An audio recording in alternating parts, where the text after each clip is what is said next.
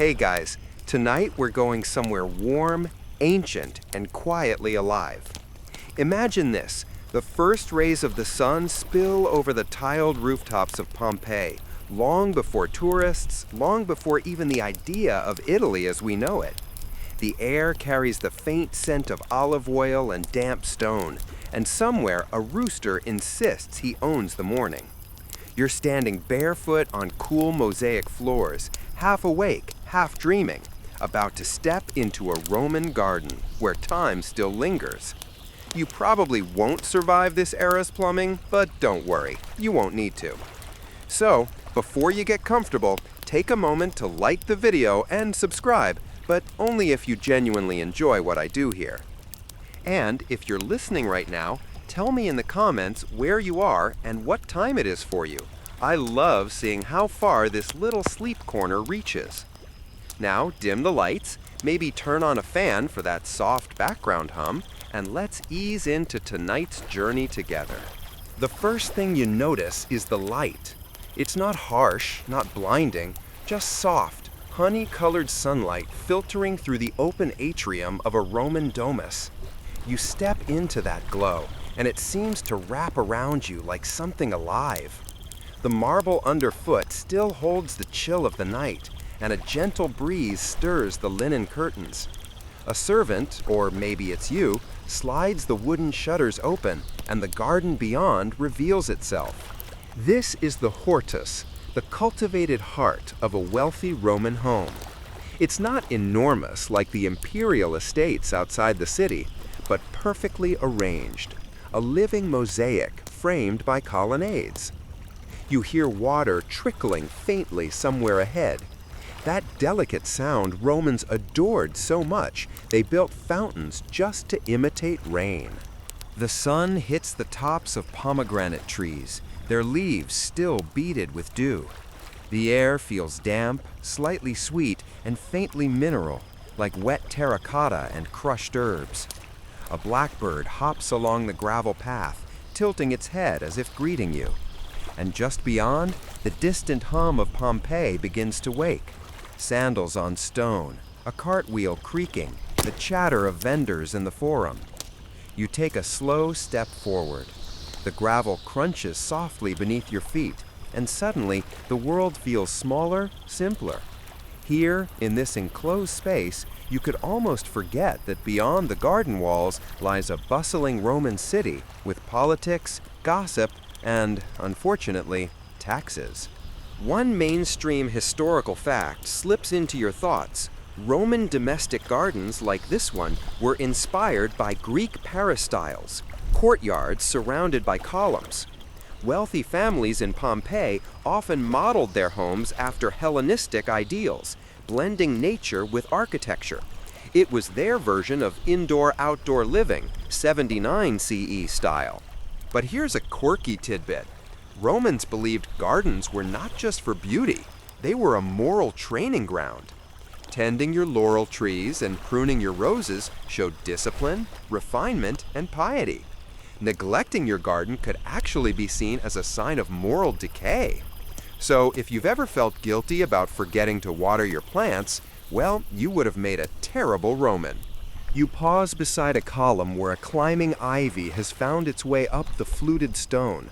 Someone, maybe the owner's slave gardener, must have trimmed it carefully so it doesn't choke the plaster frescoes behind it.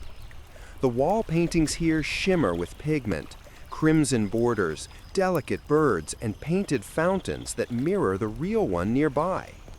Historians still argue whether these frescoes were intended to mimic nature or compete with it, like a visual echo of the living world. A soft breeze pushes a strand of your hair.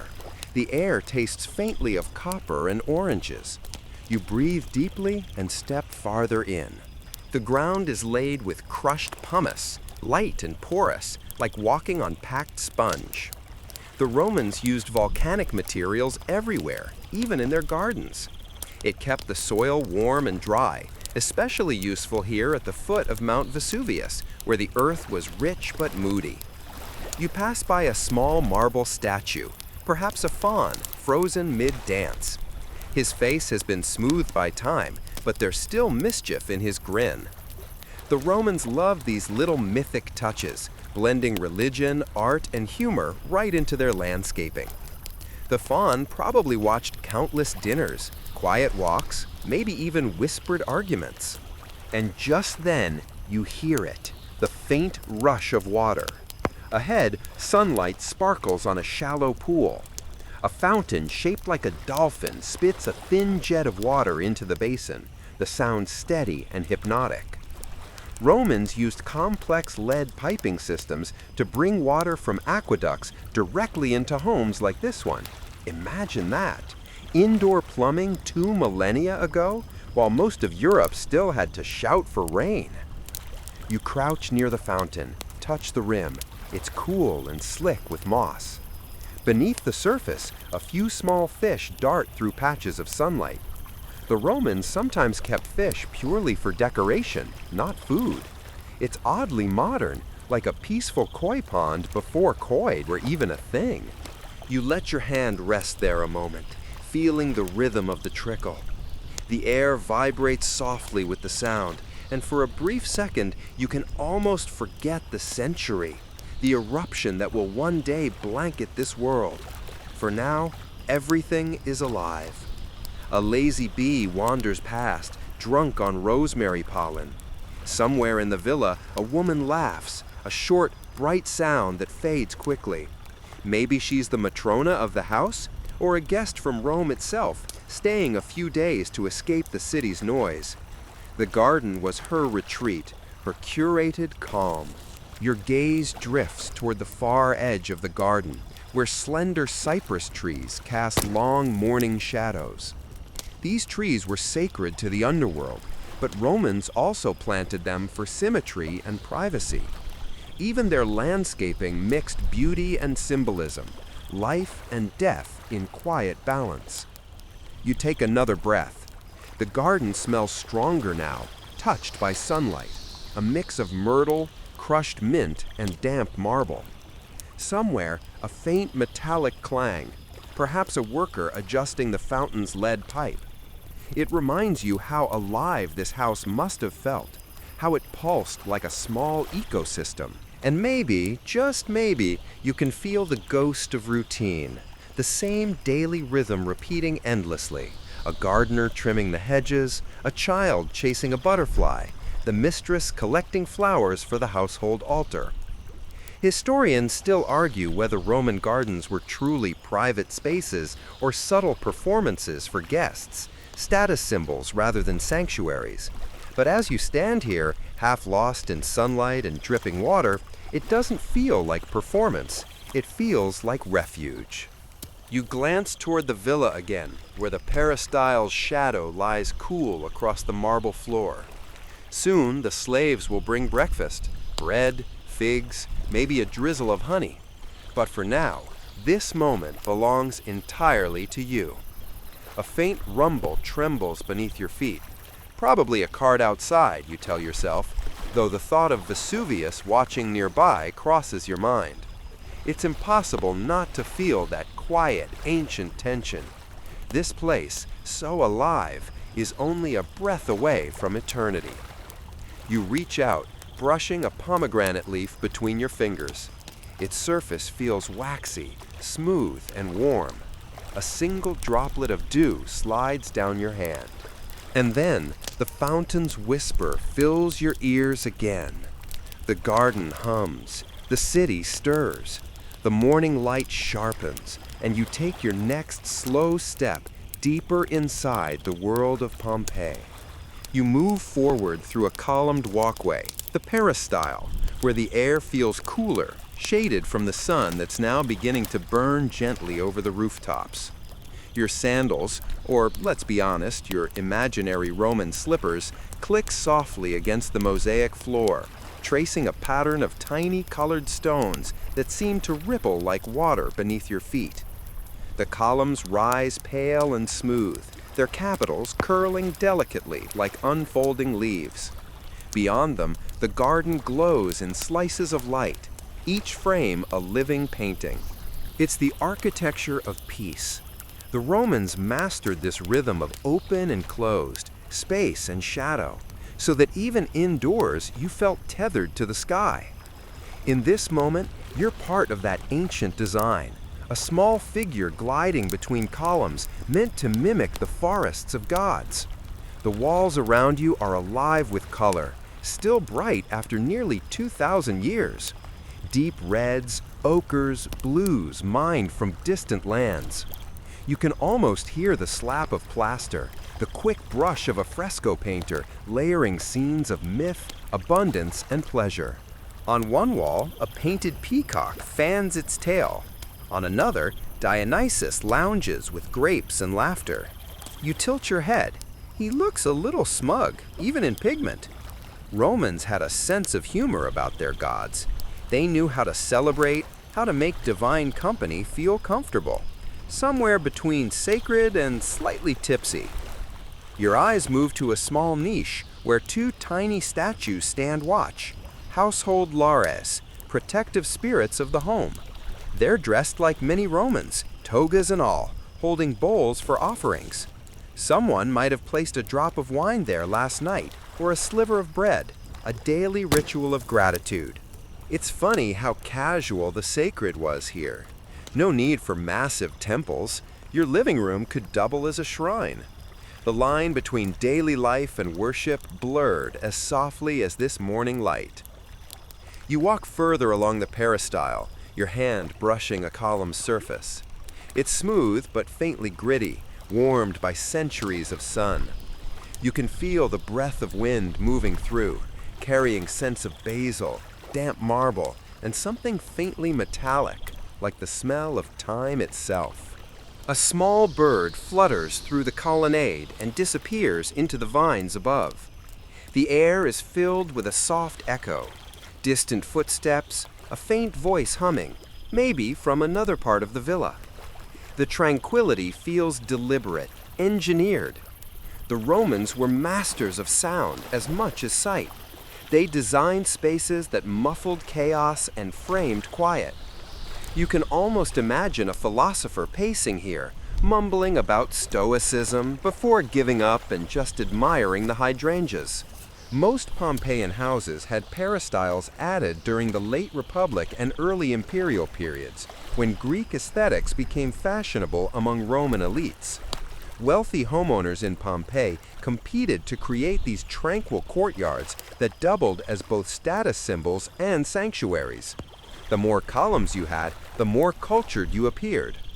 The House of the Faun, one of the city's grandest homes, had an entire colonnaded garden larger than some modern city parks.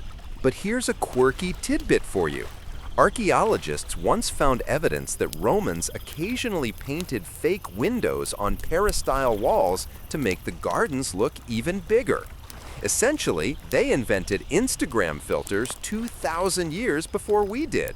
No wide-angle lenses, just pigment and imagination. You take another step forward. A patch of sunlight spills across the mosaic, and for a moment you catch a shimmer of golden dust floating through the air.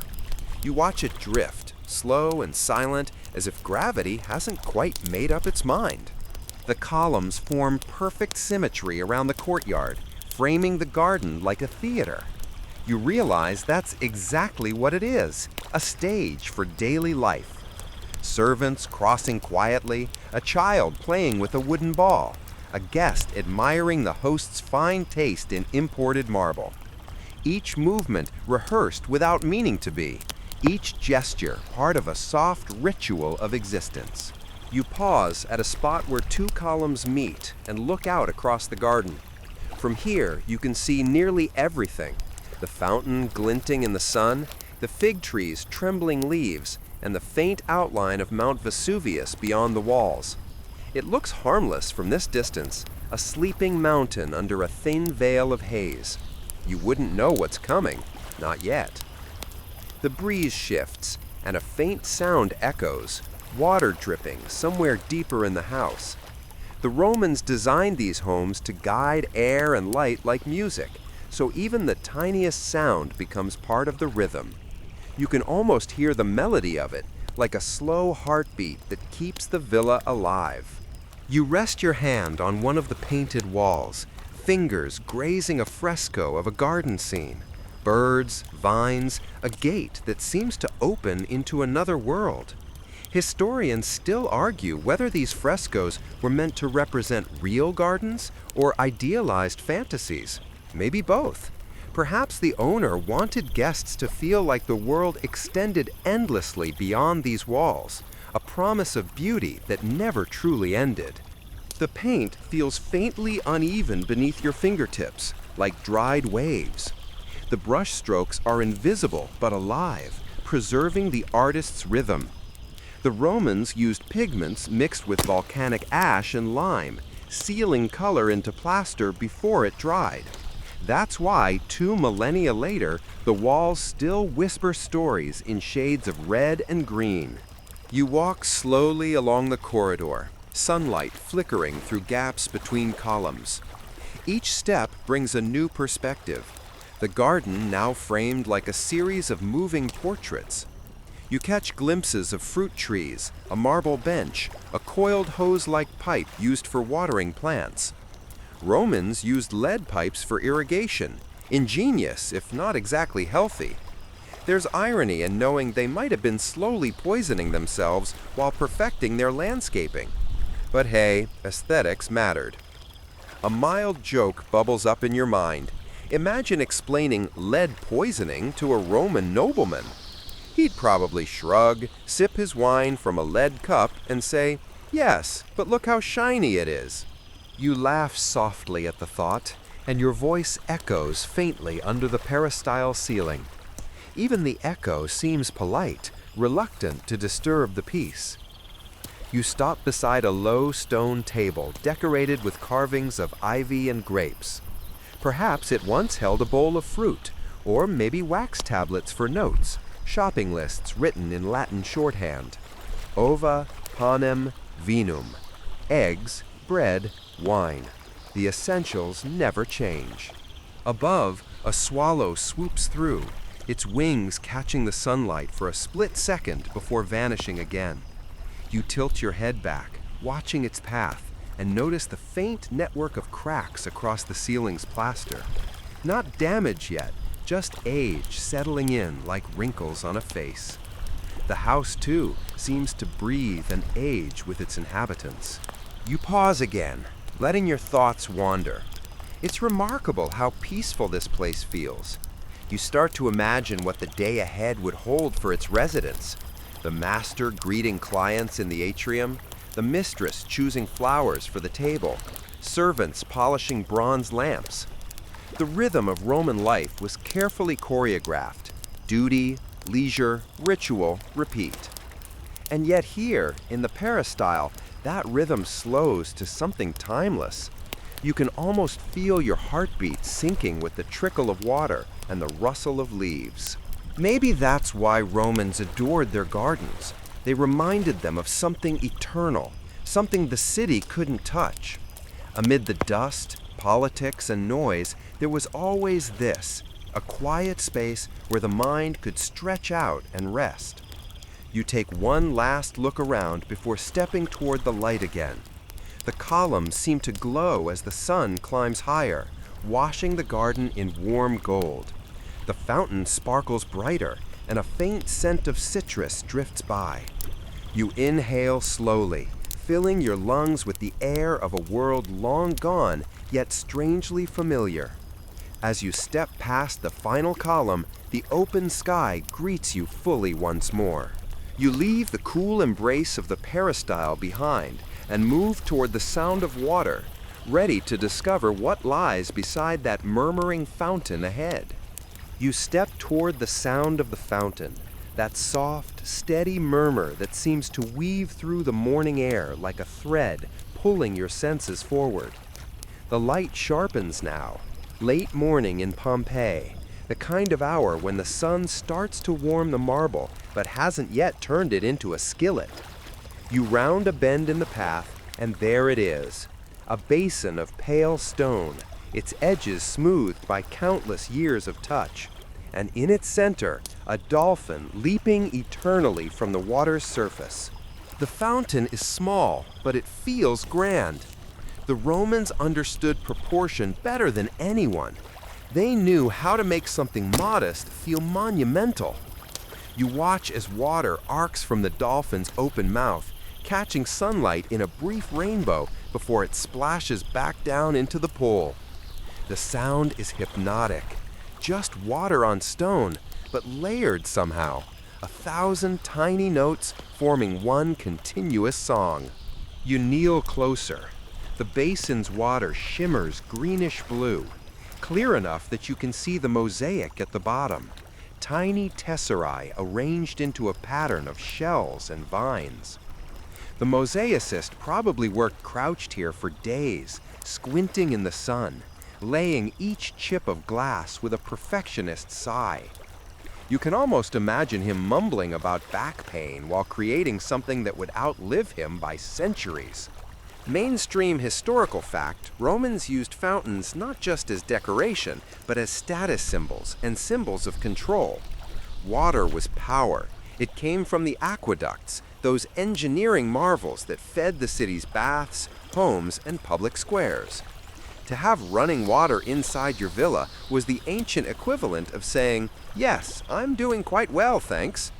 The wealthier families in Pompeii connected their private pipes directly to the city's main line, diverting what was once public water into private luxury. But here's a quirky tidbit you might enjoy. Some Roman fountains were rigged with small bronze figures that spat water when pressure built up. Tiny hydraulic tricks centuries before plumbing toys existed. Kids would probably squeal, adults would nod approvingly, and someone's toga would definitely get soaked. The water here smells faintly metallic and sweet, a whisper of minerals from the mountain that looms over everything, silent and watching.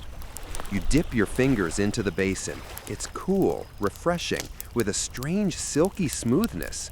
You let droplets roll down your wrist, catching the light before they vanish. Behind you, ivy clings to the wall, its tendrils twisting around a carved relief of Neptune, god of the sea. His face, chipped and weathered, still holds that imperious calm only stone can manage. A bit ironic, perhaps, Neptune presiding over a fountain that's more polite trickle than tempest. But then again, Romans loved their irony. They'd pray to Mars for peace and Venus for fidelity. Consistency wasn't the point. Style was.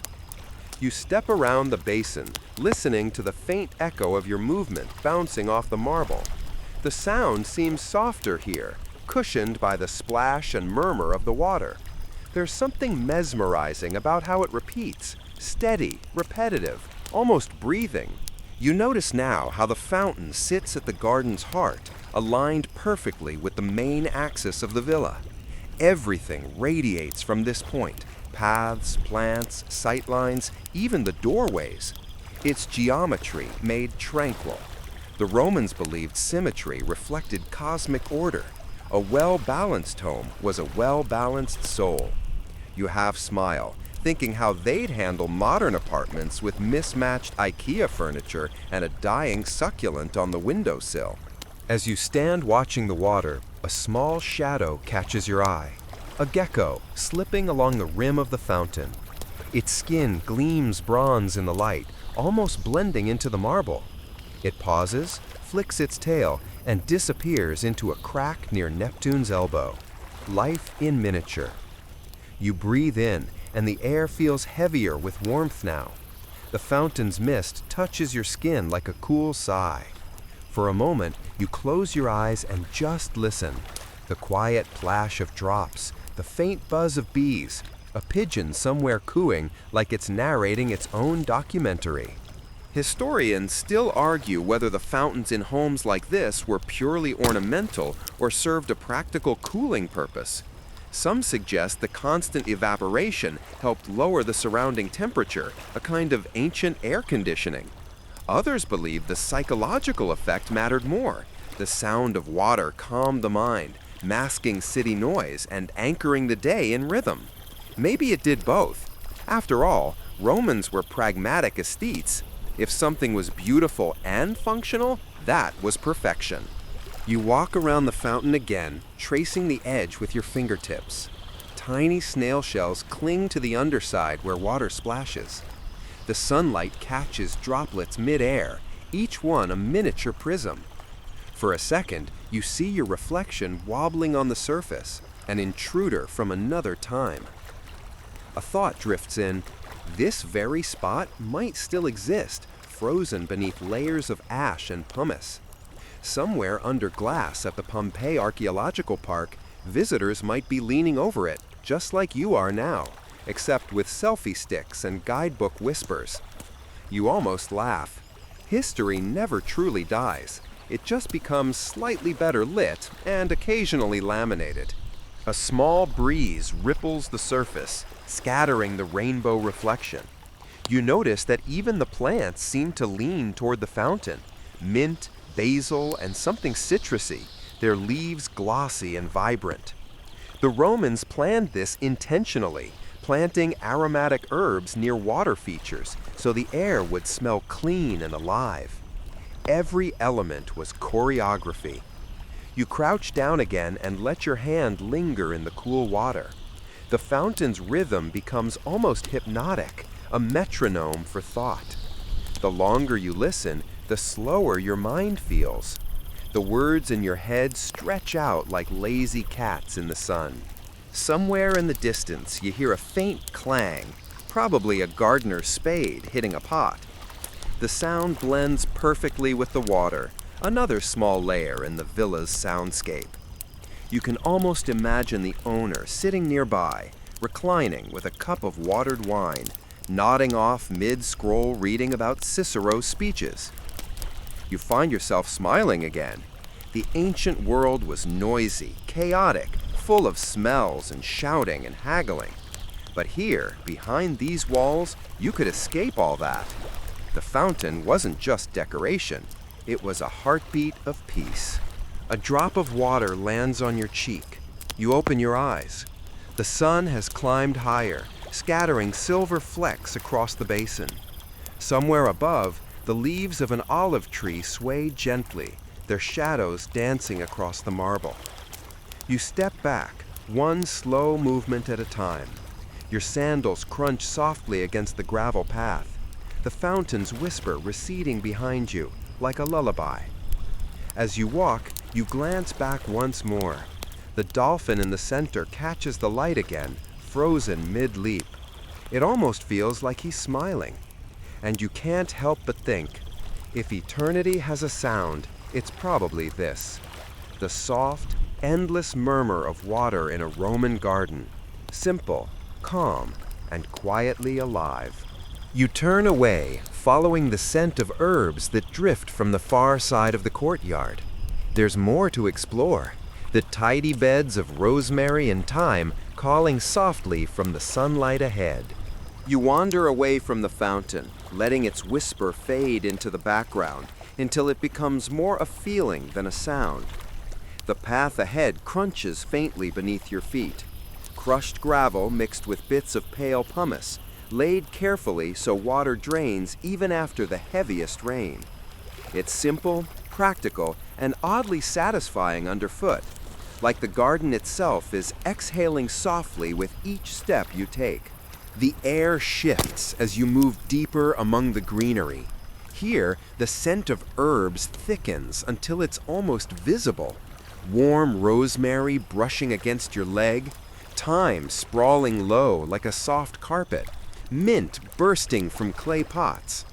Every breath tastes slightly different.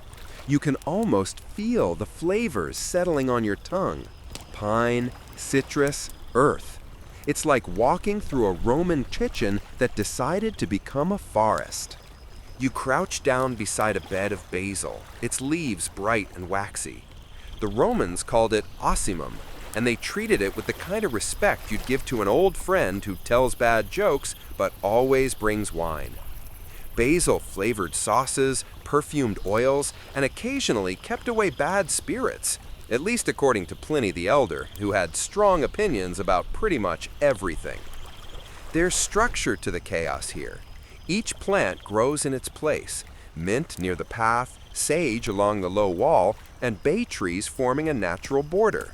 Romans loved symmetry, but they also loved abundance, so their gardens balanced geometry with wildness. Every leaf feels intentional, yet free. A honeybee drifts past your face, landing lazily on a lavender stalk. You watch as it burrows in, fuzzy body dusted with pollen. For a second, you think about how small, ordinary things, like this bee, once fed the empire. Roman farmers kept hives not just for honey, but for beeswax, used in everything from candles to writing tablets. Without bees, half of Roman bureaucracy might have been literally unwritten. Mainstream historical fact were not merely decorative, they were deeply practical. Most households, even the modest ones, grew herbs and small vegetables for daily use.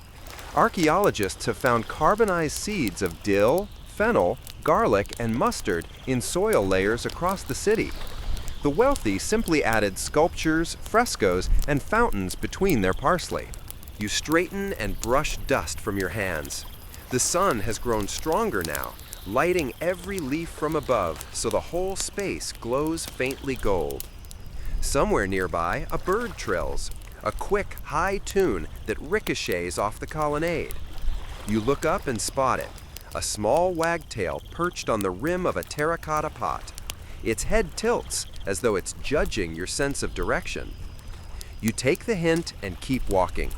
The garden path splits in two, one leading toward a shaded arbor draped with grapevines, the other looping around the herb beds toward a small sundial.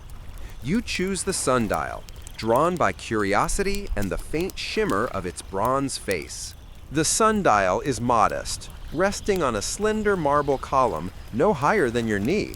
A thin rod casts a clear shadow across etched lines, telling the hour, or at least something close to it. You squint. By this reckoning, it's almost the 6th hour, around midday. The Romans divided daylight into 12 uneven parts, so an hour stretched or shrank depending on the season. No wonder they were late to everything. Romans sometimes carried pocket sundials, small carved discs they'd align with the sun when traveling. Imagine the ancient version of checking your phone for the time, except you had to squint, hold up a gadget to the sky, and pray for good weather.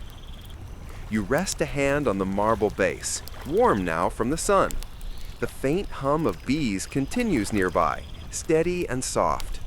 You realize this might be the quietest place in Pompeii. The city itself was alive with markets, chatter, and clattering hooves, but here sound is filtered, tamed, made pleasant. Even the wind seems to move politely, rustling the herbs without disturbing them.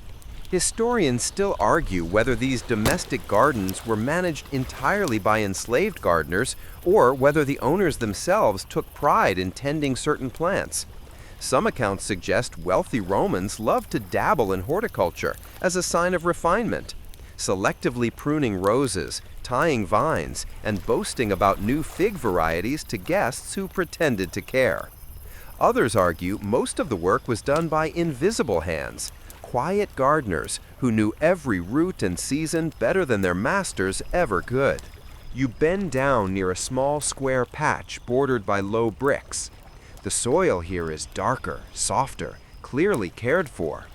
A cluster of rue grows near the center, pale green, feathery, and strong smelling. Rue was both a seasoning and a medicine, though in high doses it could be dangerous. The Romans loved that kind of balance, beauty and poison sharing the same leaf.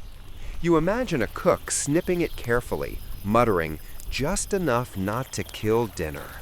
You keep walking, brushing past a row of sage. The leaves are fuzzy, silvery, almost glowing in the light. You pick one and rub it between your fingers. It releases a sharp, clean scent that feels ancient, like something that hasn't changed in 2,000 years. The texture sticks faintly to your fingertips, soft as dust. A small amphora sits half buried near the path, repurposed as a planter. Inside, it grows a cluster of wild strawberries, their tiny fruits bright red against the dull clay. You pluck one out of curiosity and imagine how it might taste: sweet, tart, and sun-warm. You picture Roman children sneaking them the same way, pretending their mother wouldn't notice. A gentle breeze moves through the garden now, carrying the faintest trace of sea air. Pompeii sits near the Bay of Naples, and though you can't see the water from here, you can feel it. Salt ghosting across your skin, mingling with the scent of mint and crushed thyme. The mix feels cleansing somehow.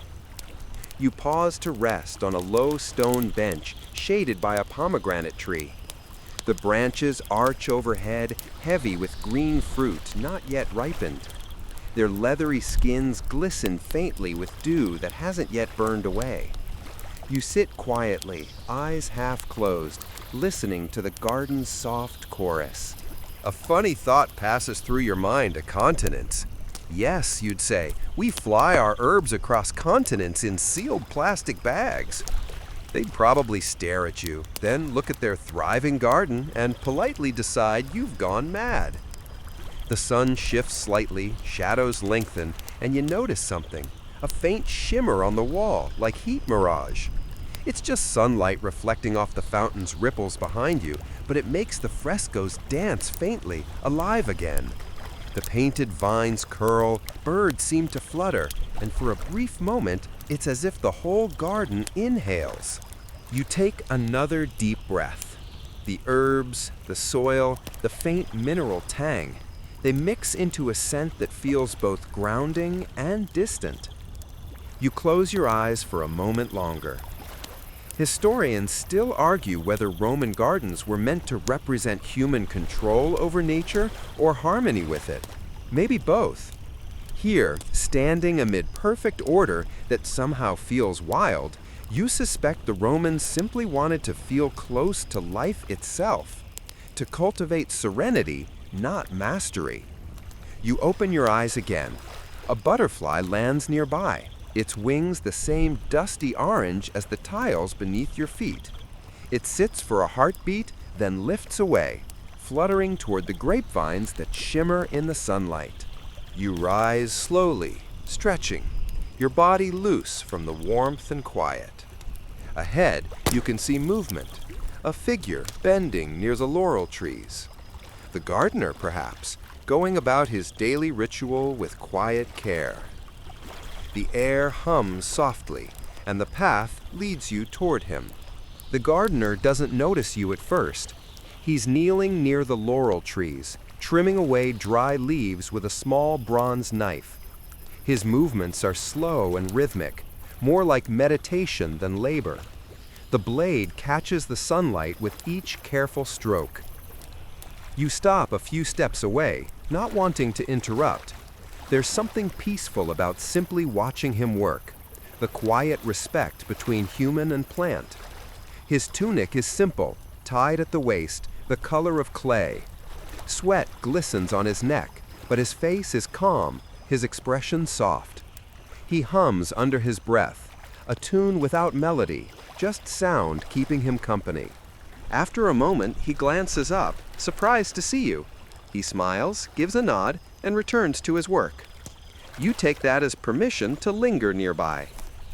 He's pruning a laurel hedge, shaping it into gentle curves that match the path's flow. The scent of freshly cut leaves rises in waves, sharp, clean, faintly bitter. The Romans believed laurel was sacred to Apollo, god of light and poetry. Victors in war and competitions wore its wreaths, but in gardens it served a simpler purpose: beauty, shade, and the pleasant rustle of its glossy leaves. You watch as he collects the trimmings into a woven basket. He murmurs something about drying them later. Laurel leaves, when dried, could flavor stews or perfume the air when tossed into a brazier. Even here, every act of care seems to serve both body and spirit. You step closer, curious. The gardener points to the laurel roots, half hidden under the soil. He gestures to a small clay shard wedged there. a remnant of an older pot. "Old roots, old stories," he says softly, voice low and patient, as if speaking to the plant as much as to you.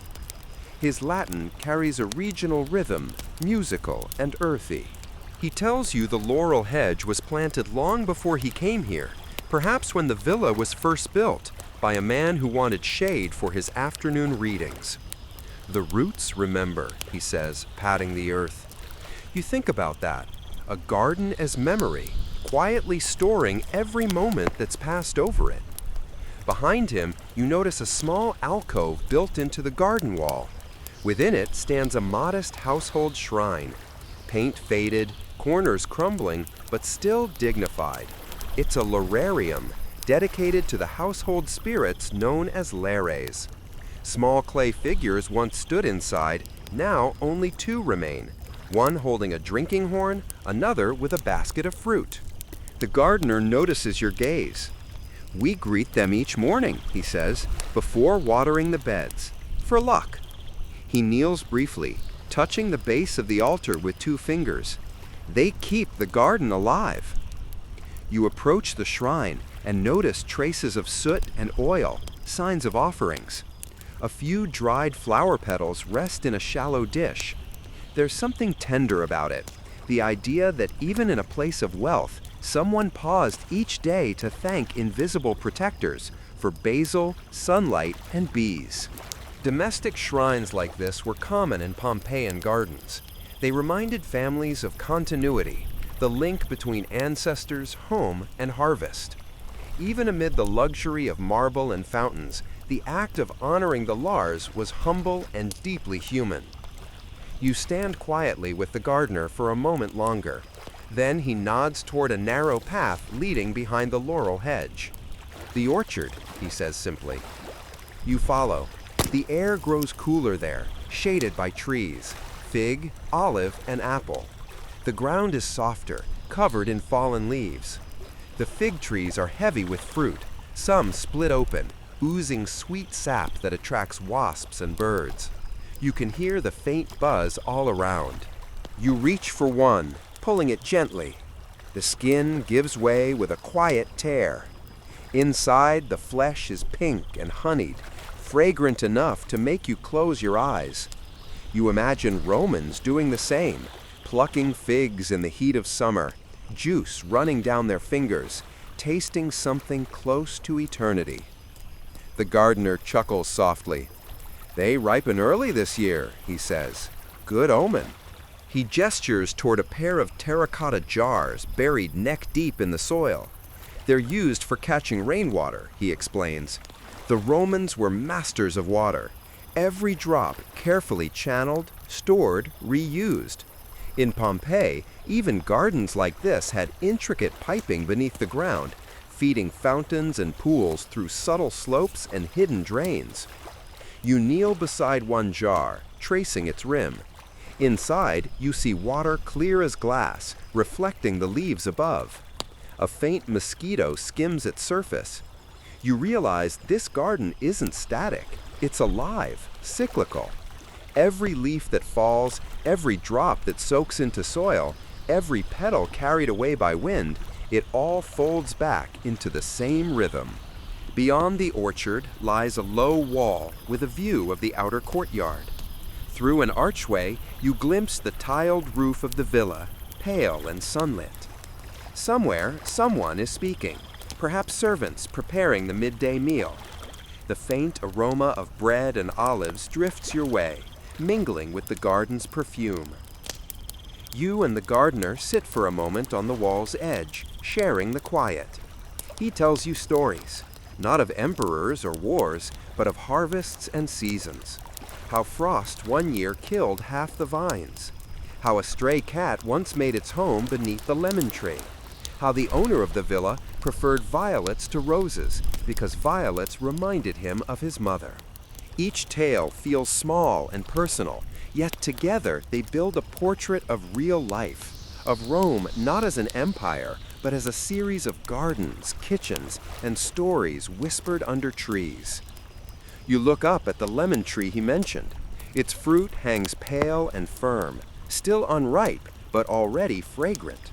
Lemon trees were rare luxuries in Pompeii, prized not only for their flavor, but for the elegance they brought to a courtyard. You reach up to touch a leaf. It's smooth, slightly oily, and smells faintly sweet. The gardener rises, stretches, and excuses himself, something about feeding the birds. You thank him softly, and he smiles again, then disappears behind the hedge. You're alone now, surrounded by the quiet hum of noon. The sunlight filters through the fig leaves in dappled patterns, warm on your face. You close your eyes, feeling the garden breathe around you. The sounds blur together, the distant fountain, the soft scrape of a trowel, the chirp of cicadas. The city beyond the walls seems far away, muffled by vines and years. For a moment, you imagine the entire world reduced to this one garden, this single hour. There's comfort in the ordinariness of it. The Romans may have built grand monuments, conquered vast lands, and filled libraries with philosophy, but here, among soil and sunlight, their truest life unfolded. You open your eyes again and take in the view one last time. The vines tremble slightly as a breeze moves through. Petals drift across the path, catching bits of light before settling into stillness. In that stillness, you sense something enduring, a quiet persistence that survived emperors, ashes, and centuries of silence.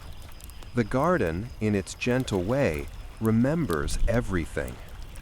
You stand, brush the dust from your clothes, and begin walking back toward the fountain. Each step feels slower now, deliberate, as though you're retracing the memory of someone who once did the same. The air is heavy with warmth and scent, and your shadow stretches long across the stones. As you pass the lararium again, you pause for just a moment. You bow your head slightly, not as worship, but as thanks. To the lares, to the gardener, to the laurel roots and patient bees, to all that quietly endured. You walk on toward the gate, where sunlight spills like gold dust over the threshold. The last thing you hear is the trickle of water behind you, still flowing, still singing the same tune it has for 2,000 years. And as you step beyond the garden, you realize that in some small, peaceful way, it will keep tending to you, just as it has tended to everyone who ever wandered through.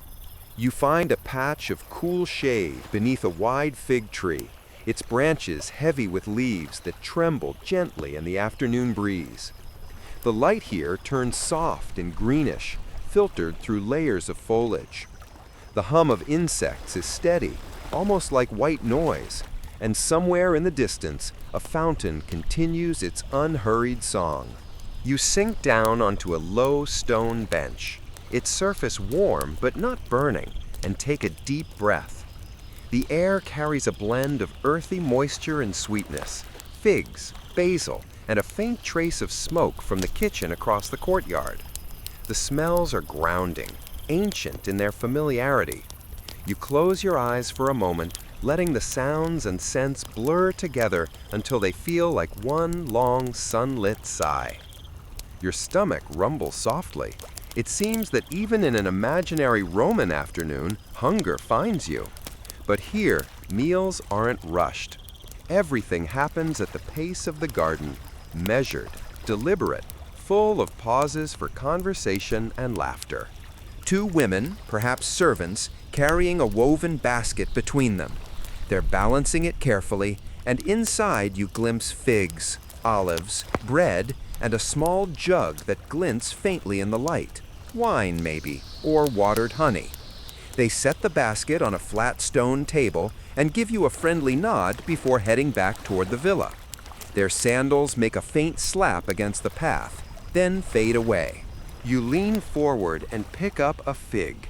Its skin is soft and mottled, and when you tear it open, the inside gleams like rubies. You take a slow bite, and the taste is astonishingly sweet, almost floral, like nectar. Sticky juice drips onto your fingers, and you laugh quietly to yourself. Even 2 millennia later, a ripe fig still wins. The bread is dense and round, marked with 8 deep slices so it can be torn apart easily. This is the same shape archaeologists later found carbonized in the ruins, proof that even in destruction, lunch was waiting. The olives are brined, plump, and sharp with salt. You imagine them as small bursts of conversation between bites, tangy, assertive, a little dramatic. You pour a bit of the drink into a shallow cup. The liquid is pale, almost golden. It's watered wine, the Roman way, strong wine diluted with cool well water to make it gentle enough for midday. The taste is light and slightly sour, but refreshing. You stretch your legs out in front of you and settle in for what might be the most peaceful lunch in history. A few birds hop nearby, clearly interested in crumbs. One bold sparrow lands on the table and pecks at a piece of bread. You can't help smiling. "Help yourself," you whisper. The Romans, you recall, loved dining outdoors. Wealthy families often had triclinia, open-air dining areas surrounded by gardens and shaded by trellises. They reclined on couches while servants brought dishes of cheese, eggs, and fruits, or bowls of lentils and herbs. For all their grand feasts and complicated politics, they understood the simple joy of eating slowly under trees. As you chew, you catch the faint murmur of voices from the villa beyond the wall. Someone is singing, a woman's voice, clear and unhurried. The melody drifts lazily through the air, accompanied by the soft plucking of strings. You can't tell if it's a lyre or a small harp, but it makes the whole scene feel suspended in time. A gust of wind carries more scents from the kitchen. Roasted barley, garlic, maybe a hint of fish sauce. You wrinkle your nose playfully. The Romans adored garum, that notorious fermented sauce made from fish entrails left to stew in the sun. Historians still argue whether it smelled as awful as modern people imagine, or whether, to ancient noses, it was just another savory delight. Either way, you silently thank the fig tree for your current meal. You tilt your head back and watch the sky through the leaves. A bee drifts lazily by, uninterested in you, but deeply committed to its mission. The cicadas keep their steady rhythm, a living metronome for the warm afternoon. Somewhere near your foot, a lizard darts across the stone, pauses, and stares at you with theatrical suspicion before vanishing under a pot. There's something deeply human in this moment, eating, resting, listening, existing without urgency. You realize that in all the noise of history, the wars, the emperors, the collapsing empires, these were the moments that truly filled people's days. A faint memory surfaces, like this one, doubled as farms. The garden you sit in wasn't merely decoration, it was productivity disguised as beauty. Herbs for cooking and medicine grew beside flowers meant for fragrance and color. Figs, olives, and grapes could be harvested, dried, pressed, and stored. Every corner served both pleasure and purpose. And, of course, everything was seasonal. A Roman summer smelled like figs and rosemary, winter like smoke and olive oil. You can almost taste the rhythm of it, the way the entire year unfolded, not by calendar, but by scent and harvest. You think of the gardener again. Perhaps after tending the laurels, he too would rest here with a simple meal. Bread, fruit, a splash of wine. Maybe he'd hum that same wordless tune you heard earlier, the sound blending into the garden's own music. As you finish eating, you spot a scroll resting on the edge of the table. The parchment looks freshly written, tied neatly with a string. You untie it and unroll a few lines. It's not a letter, but a poem, probably copied for the villa's owner. It begins with a dedication to Flora, the goddess of flowers, and drifts into verses about growth, decay, and rebirth. The handwriting is steady and elegant. You read one line twice, savoring it. Each leaf returns to the dust it loves. You smile. Romans had a way of finding poetry in compost. The scroll reminds you that many Romans saw their gardens as philosophical spaces, a retreat for thought, study, and quiet conversation. The philosopher Seneca, for instance, wrote about how walking through his garden helped him reflect on mortality and patience.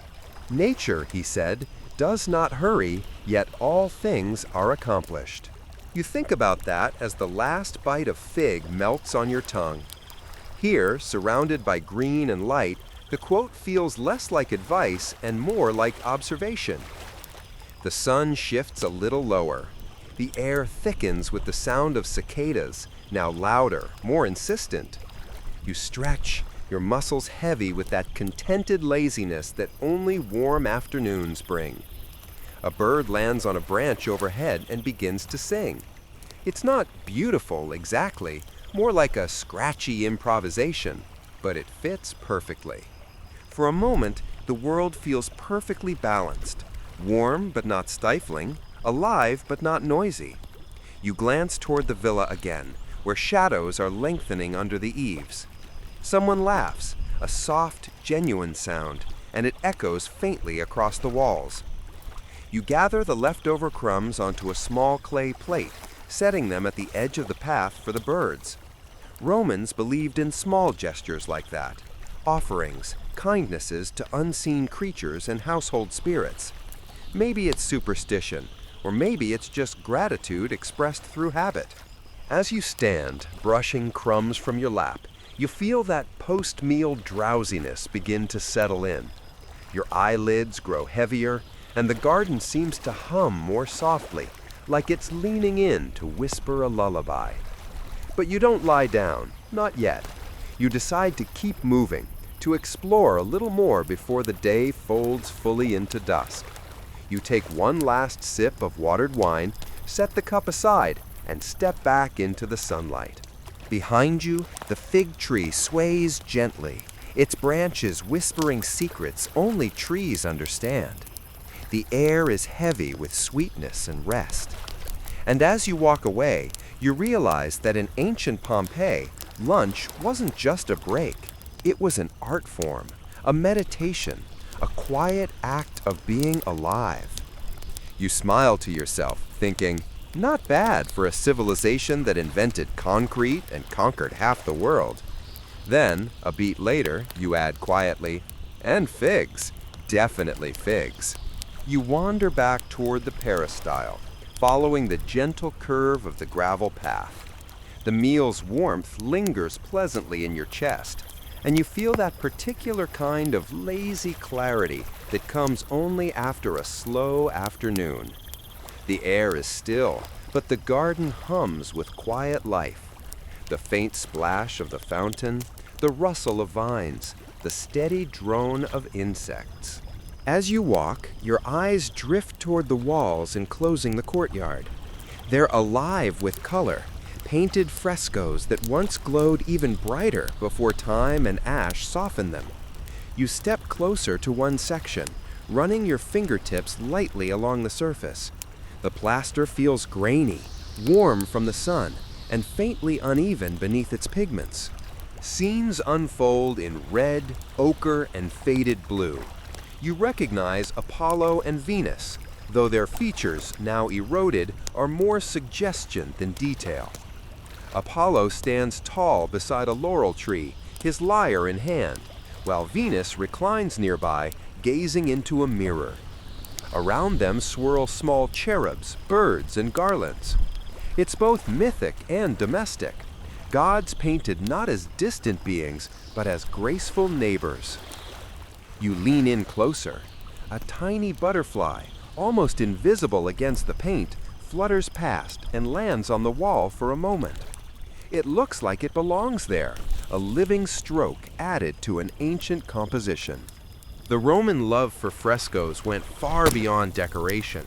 They were portals, windows into other worlds, painted to make enclosed spaces feel larger, brighter, even eternal. The wealthy competed to display skill and taste through their wall art. Some hired the best painters from Rome, others copied designs from pattern books. This villa's owner must have favored mythological serenity over spectacle.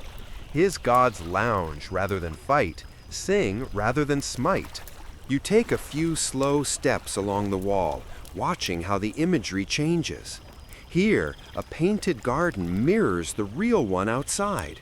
Rows of imagined plants, birds perched on vines, fountains that seem to ripple as the light shifts. The Romans, it seems, had perfected the art of doubling reality. Why settle for one garden when you could have two? One for the senses, one for the mind. You smile at that thought. Somewhere in the back of your head, a modern interior designer just fainted with envy. In one corner, you notice a small crack running through the paint, revealing a ghost of the plaster beneath. It's oddly beautiful, a reminder that even things meant to last forever can crumble gracefully.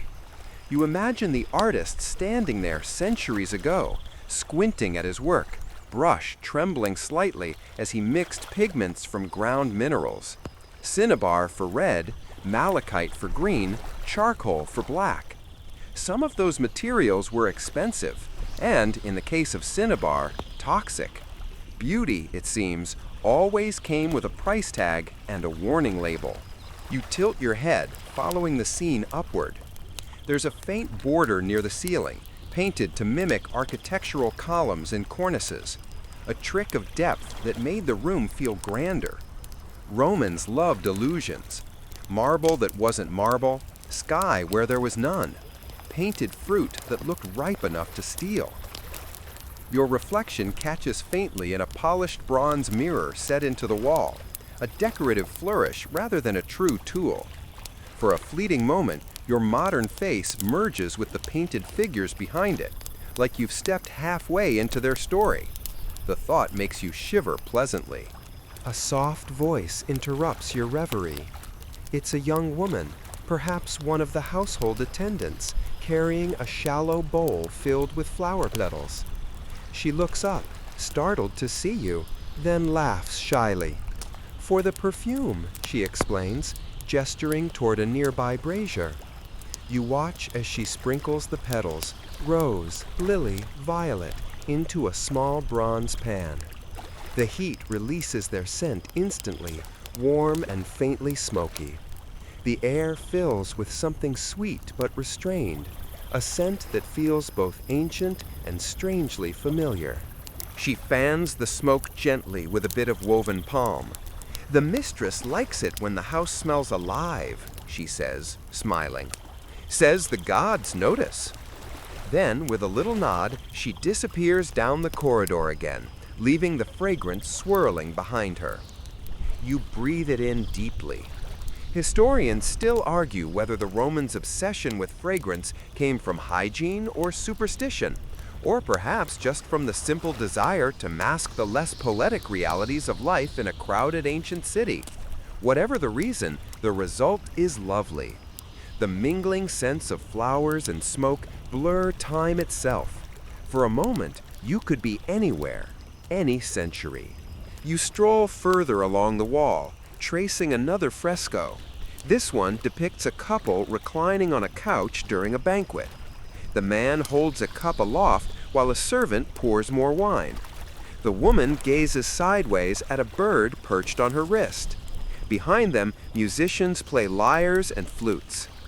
It's a domestic fantasy, luxury frozen mid-gesture.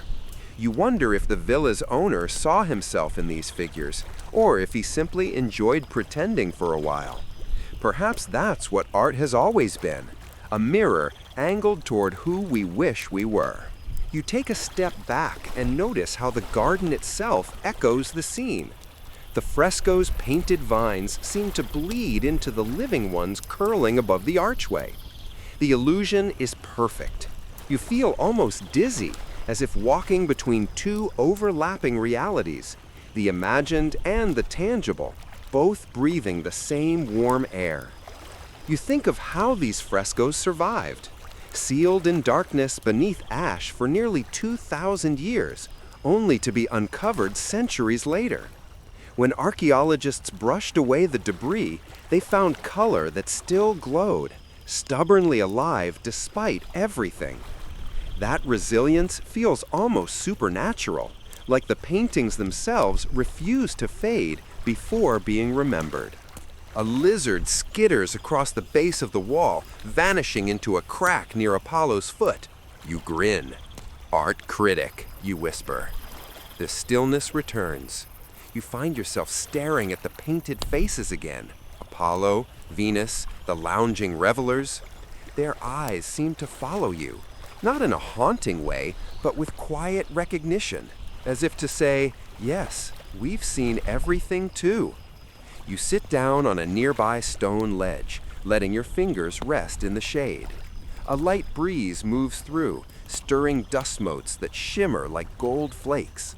The faint scent of the burned petals lingers, softer now, blending with the clean mineral tang of the fountain nearby.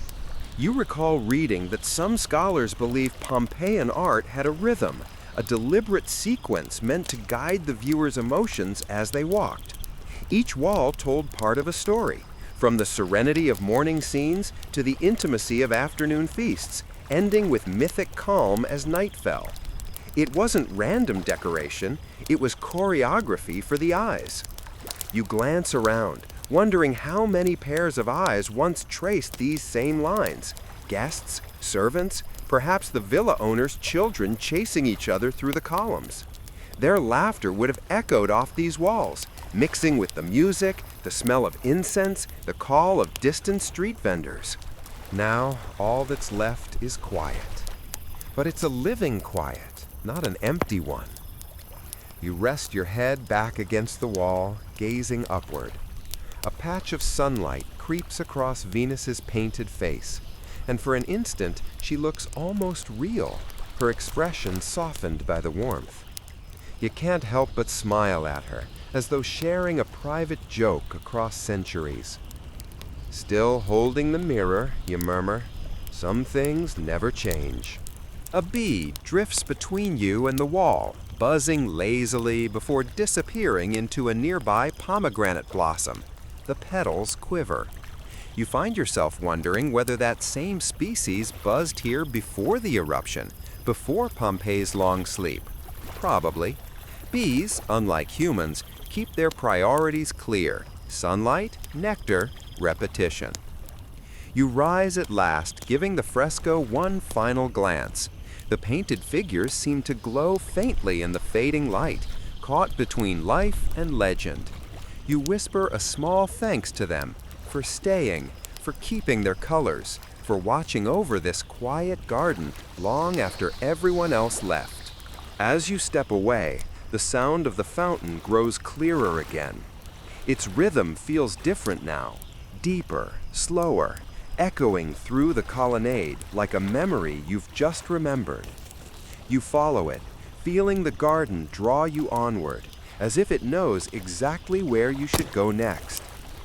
Behind you, the frescoes fade into the shade, their painted eyes closing like the end of a dream. You drift along the shaded path, letting the hum of the fountain fade behind you as curiosity tugs you deeper into the villa grounds. The main garden gives way to narrower walkways where ivy crowds the walls and the light softens into a greenish haze. The air is cooler here, touched by the faint smell of damp soil and crushed herbs. Somewhere nearby, water drips slowly, the rhythm echoing like a heartbeat. It feels more secretive in this corner, less manicured, more personal. The gravel crunches gently under your sandals as you pass a low arch overgrown with vines. On the other side, the path opens into a secluded alcove surrounded by high walls.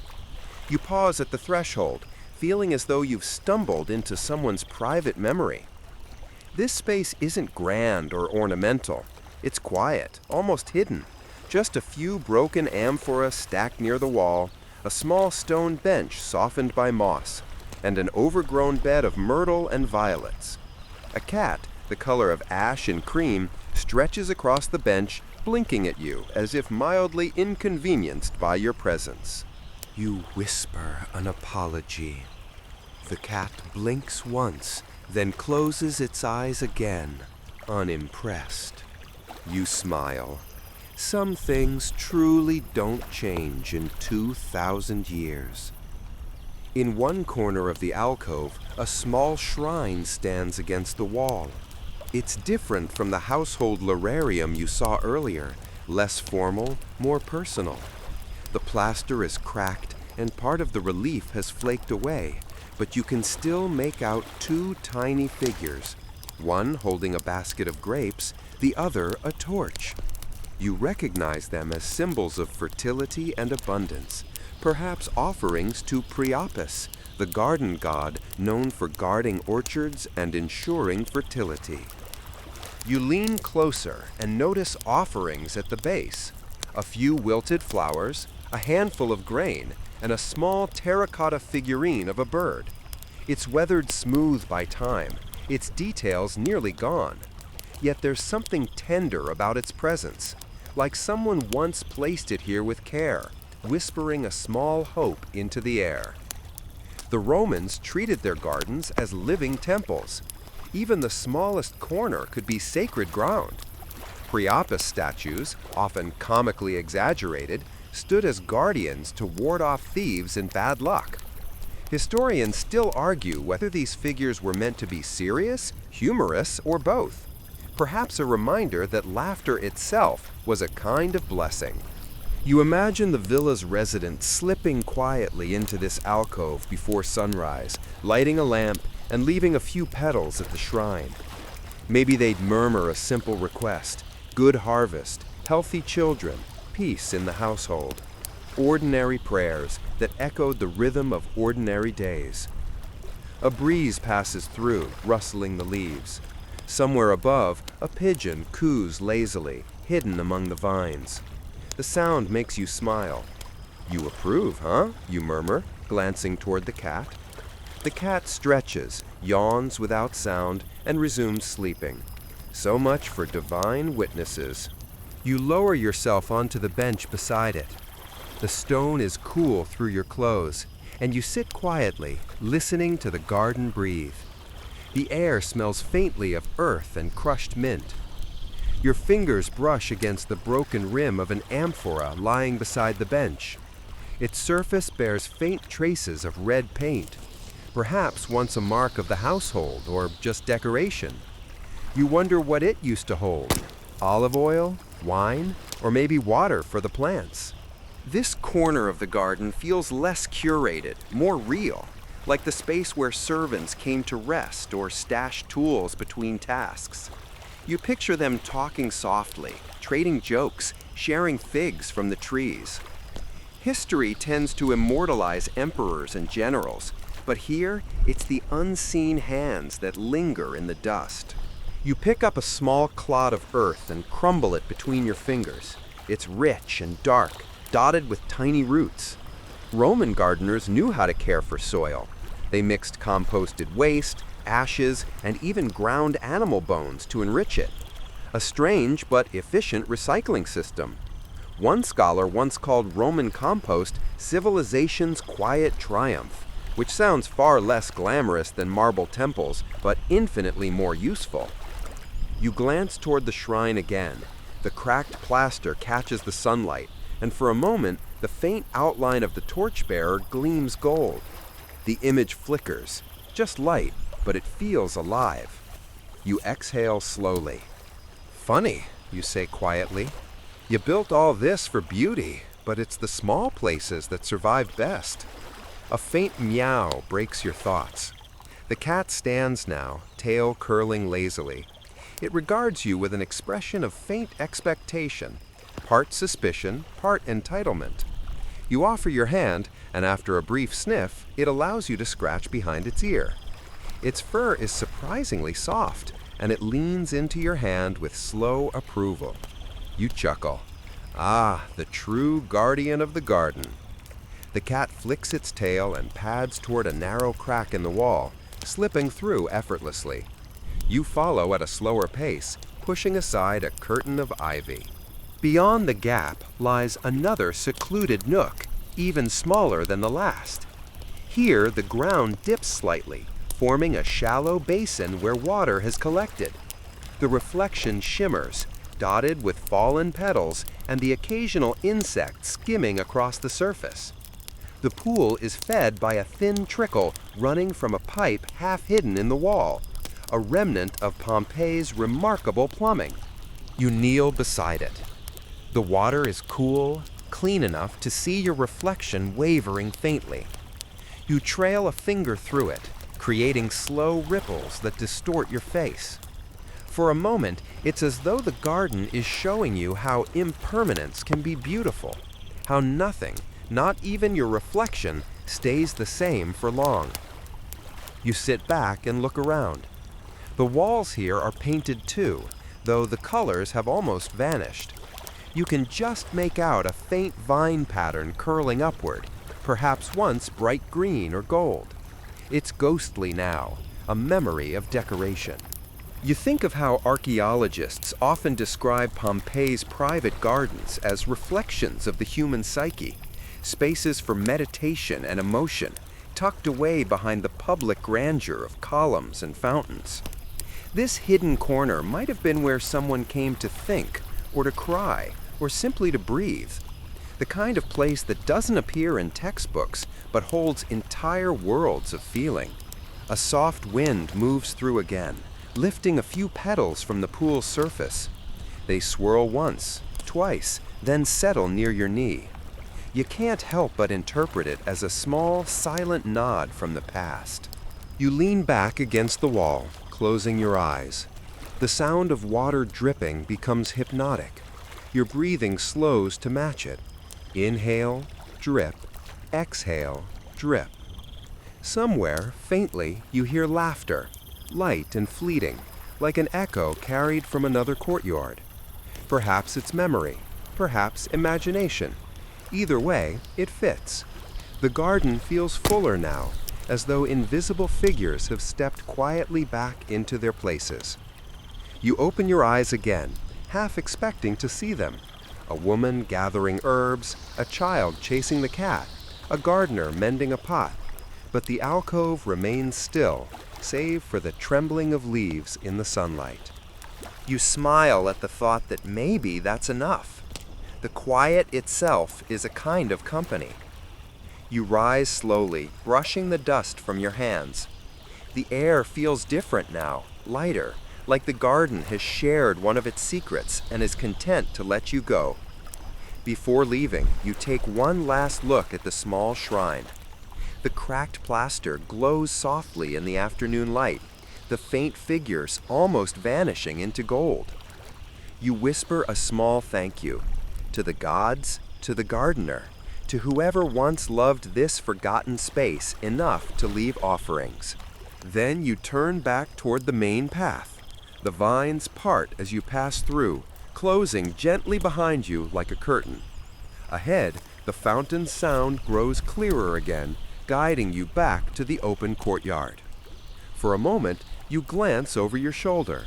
Through the ivy, a flicker of movement, a tail perhaps, or just the dance of light. Either way, you smile. The guardian cat has resumed its watch. And somewhere in the quiet heart of Pompeii, the little secret garden breathes on, content in its hidden eternity. You follow the path back toward the main courtyard, the soft crunch of gravel steady beneath your feet. The air grows warmer again, sunlight spilling through the trellises and bouncing off the tiled walls. Ahead, a cluster of citrus trees glows gold and green. Lemons, oranges, maybe a few pomegranates too. Their faint sweetness drifts toward you, carried on the lazy breeze. The Romans loved their fruit trees. To them, a garden wasn't complete without something edible. A space should feed both the body and the soul. The philosopher Seneca once wrote that the ideal garden nourished as it delighted, a place where shade, fragrance, and flavor met. You smile at the thought. Clearly, Seneca never tried to keep squirrels out of his figs. You approach one of the trees, its branches low and heavy with fruit. The bark is rough beneath your hand, warm from the sun. You can almost taste the tang of citrus on your tongue. Somewhere nearby, bees hum contentedly, busy among the blossoms. Their sound is oddly soothing, a reminder that even in ancient Pompeii, life buzzed quietly on the edges of grandeur. A small stone trough sits beneath the trees, half filled with water and fallen petals. You realize it's part of the garden's irrigation system, another quiet marvel of Roman engineering. Water flowed through lead pipes from the city's aqueducts, feeding fountains, baths, and gardens like this one. Some scholars still argue whether every household had access to such luxury or if it was reserved for the elite. Either way, it's impressive that water once ran so reliably here, centuries before modern plumbing. You crouch beside the trough, watching the surface ripple as a bee dips down for a drink. The reflection catches the gleam of sunlight through the leaves, turning the water gold. For a moment, the scene feels suspended in time, an image that could belong to any era. Then you hear a faint clatter nearby. You turn, half expecting another cat, but instead find a cluster of clay pots stacked beside a low stone ledge. Each one is filled with soil and young shoots, tiny herbs sprouting in careful rows. You lean closer and catch the familiar scent of rosemary and thyme, maybe even a hint of sage. Roman gardens were practical as well as beautiful. Alongside the ornamental plants, people grew herbs for cooking, medicine, and ritual. Rosemary for remembrance, basil for digestion, mint for the breath. Every leaf had a purpose. The Romans even used lavender in their baths and laundry, believing it purified the air. You pick a sprig of mint and rub it between your fingers. The cool scent blooms instantly, sharp and fresh. It's comforting somehow, proof that even thousands of years later, simple sensations endure.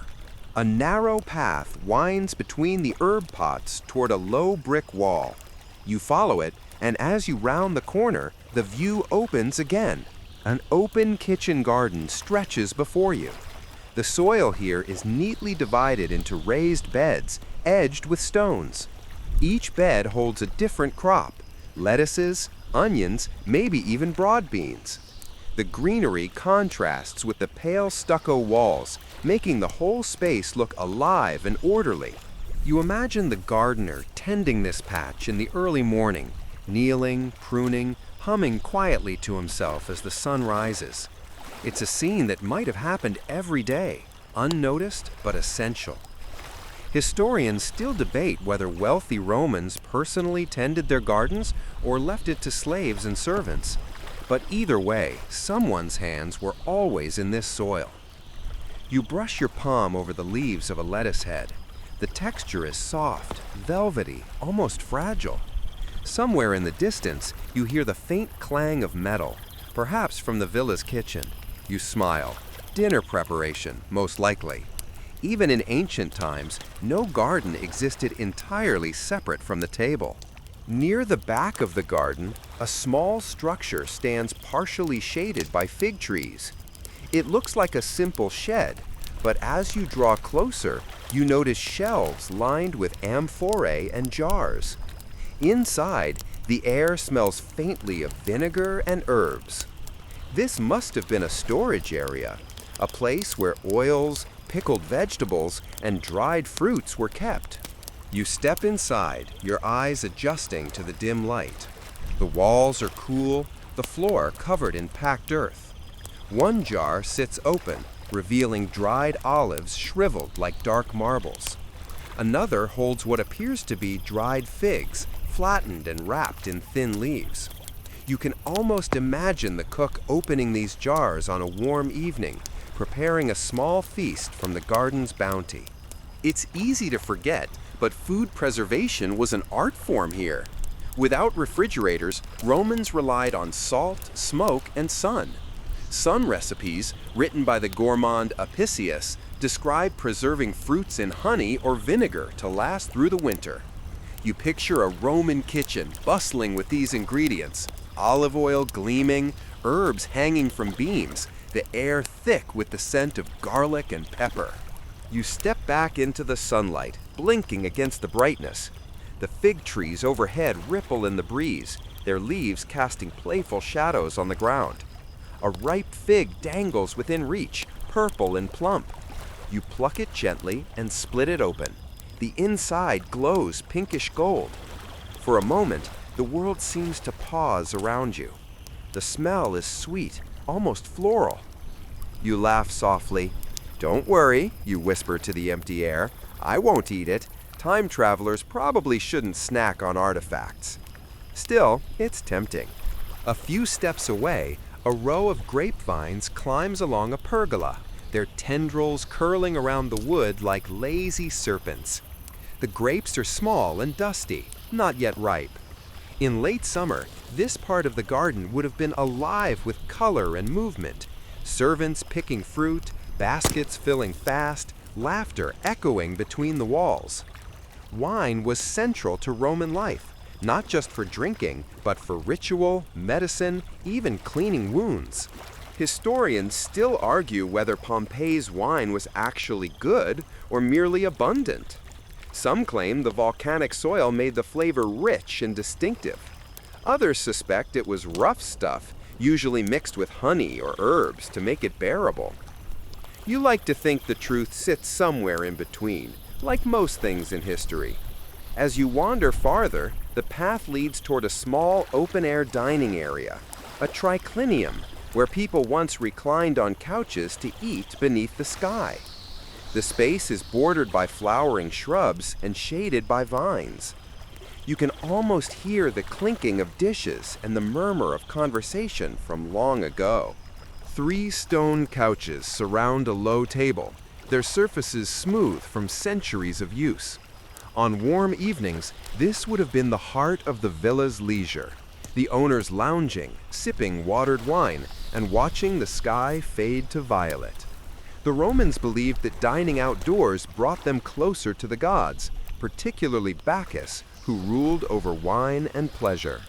You run your hand over one of the couches, feeling the faint depressions where countless people once reclined.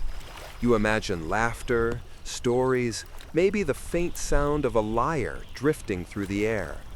Then your mind drifts to a quieter image, perhaps a single figure sitting here alone after a long day, listening to the night settle around the garden.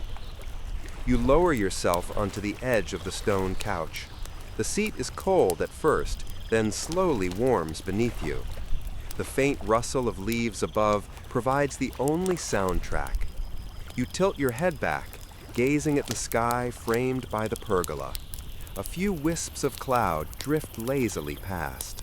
If you close your eyes, it's easy to imagine yourself part of the household, another guest, another dreamer. Maybe the servants will bring a bowl of olives soon, or a loaf of bread, or a small dish of cheese drizzled with honey. The thought makes you smile, half wistful, half hungry. "Not bad," you murmur. "Could get used to this." The breeze picks up, carrying the scent of figs and citrus once more. You let it wash over you, the warmth settling deep into your bones. You wonder if the people who lived here ever truly appreciated the beauty around them, or if, like most of us, they grew accustomed to it, seeing only the chores and routines. Perhaps that's why the garden feels so timeless now. It asks nothing of you except to notice. You breathe deeply, letting the moment linger. Somewhere a bee drifts lazily past your ear, heading back toward the herb beds. Life moves in small circles here, quiet, rhythmic, content. And as you sit in the shade of the vines, you realize that the heart of Pompeii's gardens wasn't the fountains or the statues or even the fruit. It was the feeling of being held by something calm and alive, something that endures long after empires crumble. You rise from the triclinium, brushing off dust and tracing your fingers along the worn stone edge. The afternoon sun has shifted.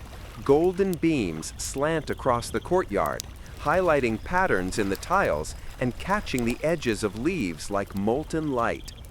You move toward the villa's back corner, drawn by the gentle rustle of olive trees swaying in the breeze. The olive grove is small but densely planted, each tree gnarled and twisted with age. Their trunks twist in impossible spirals, some so thick that you imagine hiding entire scrolls inside their hollows. The bark is rough under your hand, the scent faintly pungent, a mix of earth and a slight bitterness from the olives themselves. You pause, inhaling slowly. Olives, you recall, were as essential to Roman life as bread or wine, used for food, oil, ritual, and even medicine. You kneel to examine the soil. Tiny roots peek through the earth, interlaced like a hidden network of veins sustaining life above ground. The Romans knew the value of tending roots carefully. They grafted trees, pruned branches, and collected fallen olives promptly. Ancient texts describe methods for extracting oil by pressing, then storing it in amphorae. Even in death, the trees in Pompeii must have held more knowledge than many scholars of today can grasp. A soft wind moves through the grove, and you hear the whisper of leaves like distant laughter. Somewhere, a small bird hops along a branch, flicking its wings against the sun. You watch as it dips for an olive, pecking carefully before hopping to another limb. Its precision and patience remind you of the care needed to maintain these gardens, not just the visible beauty, but the hidden work that allows life to thrive. Nearby, you spot a low stone basin carved into the ground. Water trickles in from a lead pipe hidden beneath the roots. It's part of the villa's intricate irrigation system, the quiet genius that kept each tree alive even during the hottest months. You lean close to watch tiny droplets ripple across the surface, shimmering like liquid silver. The sound is soft, rhythmic, almost hypnotic. You remember reading that some olive trees in Pompeii were hundreds of years old, their branches gnarled like ancient fingers pointing to the sky. Historians still argue whether the Romans valued these venerable trees for their productivity, their symbolic wisdom, or both. You suspect it was a mixture of reverence and practicality, a combination that makes sense somehow. As you step through the grove, you notice the ground scattered with fallen olives, shriveled and blackened by sun. Some have begun to sprout small green shoots. Life insists on continuing, even in the shadow of the past. You kneel to touch one of these tiny sprouts, its fragility a reminder that every ending carries the seeds of renewal. You pause beside the largest tree in the grove. Its trunk is hollowed in places, forming small pockets that seem ready to cradle forgotten treasures.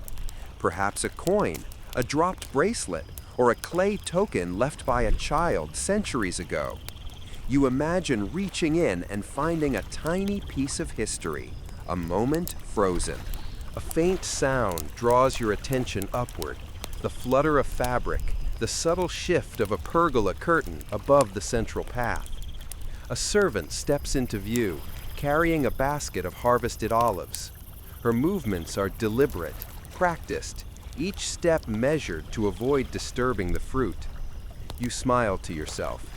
Even now, watching this simple act feels intimate, as if you've been granted a backstage pass to history.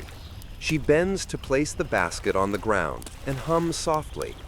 It's a quiet tune, almost imperceptible, blending with the garden's natural symphony. The faint echo of her voice reminds you that these gardens weren't just about plants. They were about human rhythm, labor, and the small music of daily life. You wander closer to the basket, noticing the olive's varied colors: deep green, muted purple, sun-scorched black. Each one carries a hint of the season, the soil, and the care of whoever tended it. You pick one up and roll it gently between your fingers. The texture is firm but yielding, familiar yet foreign, like holding a small fragment of someone else's life. Nearby, a small clay jar rests on a stone plinth. Its surface is pitted, the rim chipped slightly. You peer inside and find traces of residue, probably olive oil, perhaps a perfume or medicine. Romans were clever with reuse, finding multiple purposes for each vessel. You tap it lightly. The hollow sound echoes like a memory through the grove. You follow the path deeper into the trees. Sunlight flickers through the leaves, creating a shifting pattern on the ground that feels almost hypnotic. Shadows stretch and contract as the breeze moves, and you feel as if the grove itself is breathing. Every branch, every leaf participates in a quiet choreography you didn't know you were capable of noticing. At the edge of the grove, a small altar rises from the earth. It's simple, roughly hewn stone, just enough to support offerings. A few pitted olives and a cluster of tiny white flowers have been left there. The Romans likely used it to honor gods of agriculture and abundance, whispering thanks for the harvest. Historians still debate whether such altars were primarily ritualistic or simply superstitious, but either way, their presence is poignant. You kneel beside the altar, letting your fingers brush over the offerings. There's a strange intimacy in the act, a bridge across centuries. You think of all the unseen hands that once touched this soil, leaving prayers, sweat, and care. Somehow, you feel connected to them. A lizard darts past your foot, vanishing into the shadows between roots. You smile. Life continues, insistently, quietly. The grove hums with it. The bees, the birds, the wind, the dripping water, all part of a rhythm older than empires. You rise, stretching slowly. The scent of olives and earth clings to your fingers, mingling with the faint aroma of flowers from the surrounding gardens. You glance back at the grove one last time, seeing it fully. The gnarled trunks, the scattered fruit, the delicate altar, all a testament to time, care, and the persistence of life. Turning toward the path that leads back to the villa, you realize that the olive grove, humble as it seems, is a sanctuary. Not because it's perfect or pristine, but because it's alive. And perhaps that's the essence of these gardens. They endure, not through grandeur, but through the quiet devotion of countless hands and the patient rhythms of nature itself. You take a deep breath, letting the warmth and fragrance fill your lungs. A bird flits past, and for a moment, the world narrows to the gentle sway of leaves, the sunlight on stone, the enduring pulse of life in the olive grove. And as you step back onto the path, following the subtle curve toward the fountain, you feel the faint satisfaction of having witnessed something eternal and simple, a living, breathing piece of Pompeii that has survived not through monuments or conquest, but through patience, care, and quiet attention. You leave the olive grove behind and follow a winding path that curves gently toward a more ornamental section of the garden.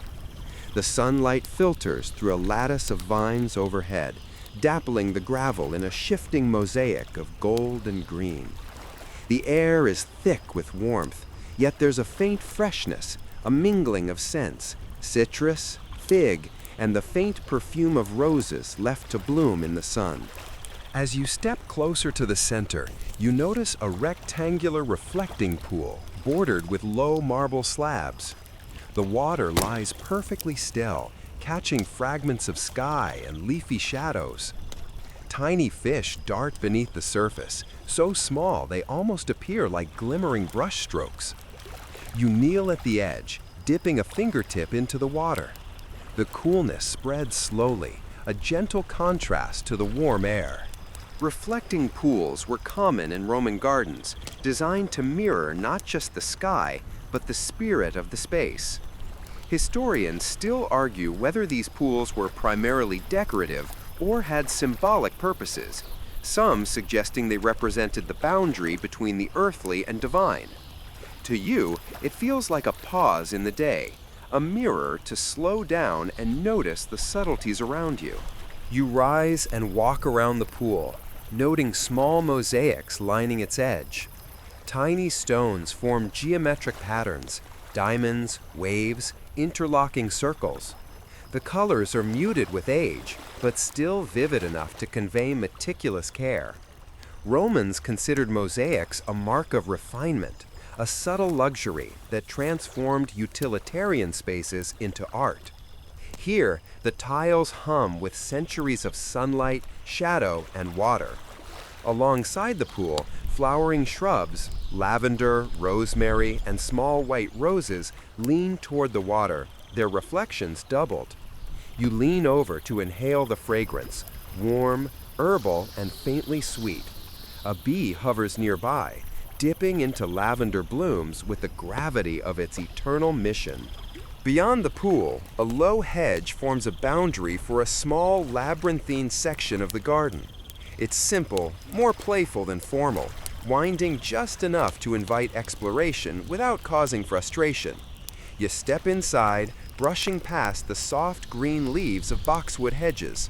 The air feels cooler here, shaded by the taller trees surrounding the maze. You pause at the center.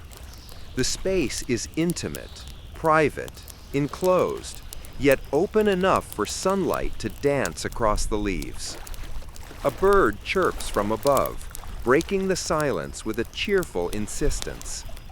You imagine children once playing here, chasing each other through these paths, laughter bouncing off the stone walls. Gardens weren't only for adults or status, they were alive with life, curiosity, and small joys. On a low pedestal in the maze's center stands a small bronze statue. It's a depiction of a nymph, poised gracefully, one hand resting lightly on her hip, the other raised as if caught mid-motion. The metal has darkened with age, verdigris forming subtle highlights along the folds of her drapery. You circle it slowly, letting your fingers hover over the smooth base. The Romans often placed statues like this in gardens to provide focal points and conversation starters. Some argued that they even watched over the plants, ensuring fertility and growth. You kneel to examine the pedestal's inscription, partially worn but still legible. It reads simply, "For beauty, for peace, for the quiet delight of life." You can't help but smile. The words feel surprisingly contemporary, almost like a gentle instruction to breathe and slow down. A faint rustle catches your attention. You glance to the edge of the hedge and see a servant girl carrying a small tray. On it are cups filled with pale wine, lightly diluted, and a plate of figs sliced neatly. She pauses, offering a quiet nod before placing them on a flat stone nearby.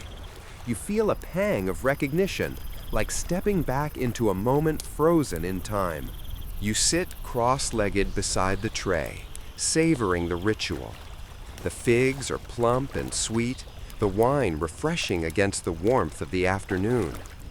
You let yourself take your time, chewing slowly, breathing in the scent of herbs and flowers. A cicada hums somewhere above, the faint vibration blending with the soft splash of water from the reflecting pool. Historians still argue whether these kinds of garden feasts were a daily practice or reserved for special occasions. Either way, they speak to a philosophy. Life is enhanced by deliberate pauses, by moments of sensory richness, by attention to beauty in all forms. You consider how few modern spaces encourage such lingering, such measured enjoyment. As you finish the last slice of fig, you notice the nymph statue again. Its eyes, though fixed in metal, seem to hold a kind of quiet approval. You lean back, resting against the hedge, feeling the soft rustle of leaves against your back. Somewhere beyond the maze, the fountain murmurs steadily, providing a gentle metronome to the day. The maze paths lead you outward again, where the sunlight returns, warmer and more golden. A small fountain stands in a square courtyard beyond, simple in design, with water spilling lazily from a carved spout into a shallow basin. You watch the droplets hit the surface, listening to the soft splashes and the echoes bouncing gently off the surrounding walls.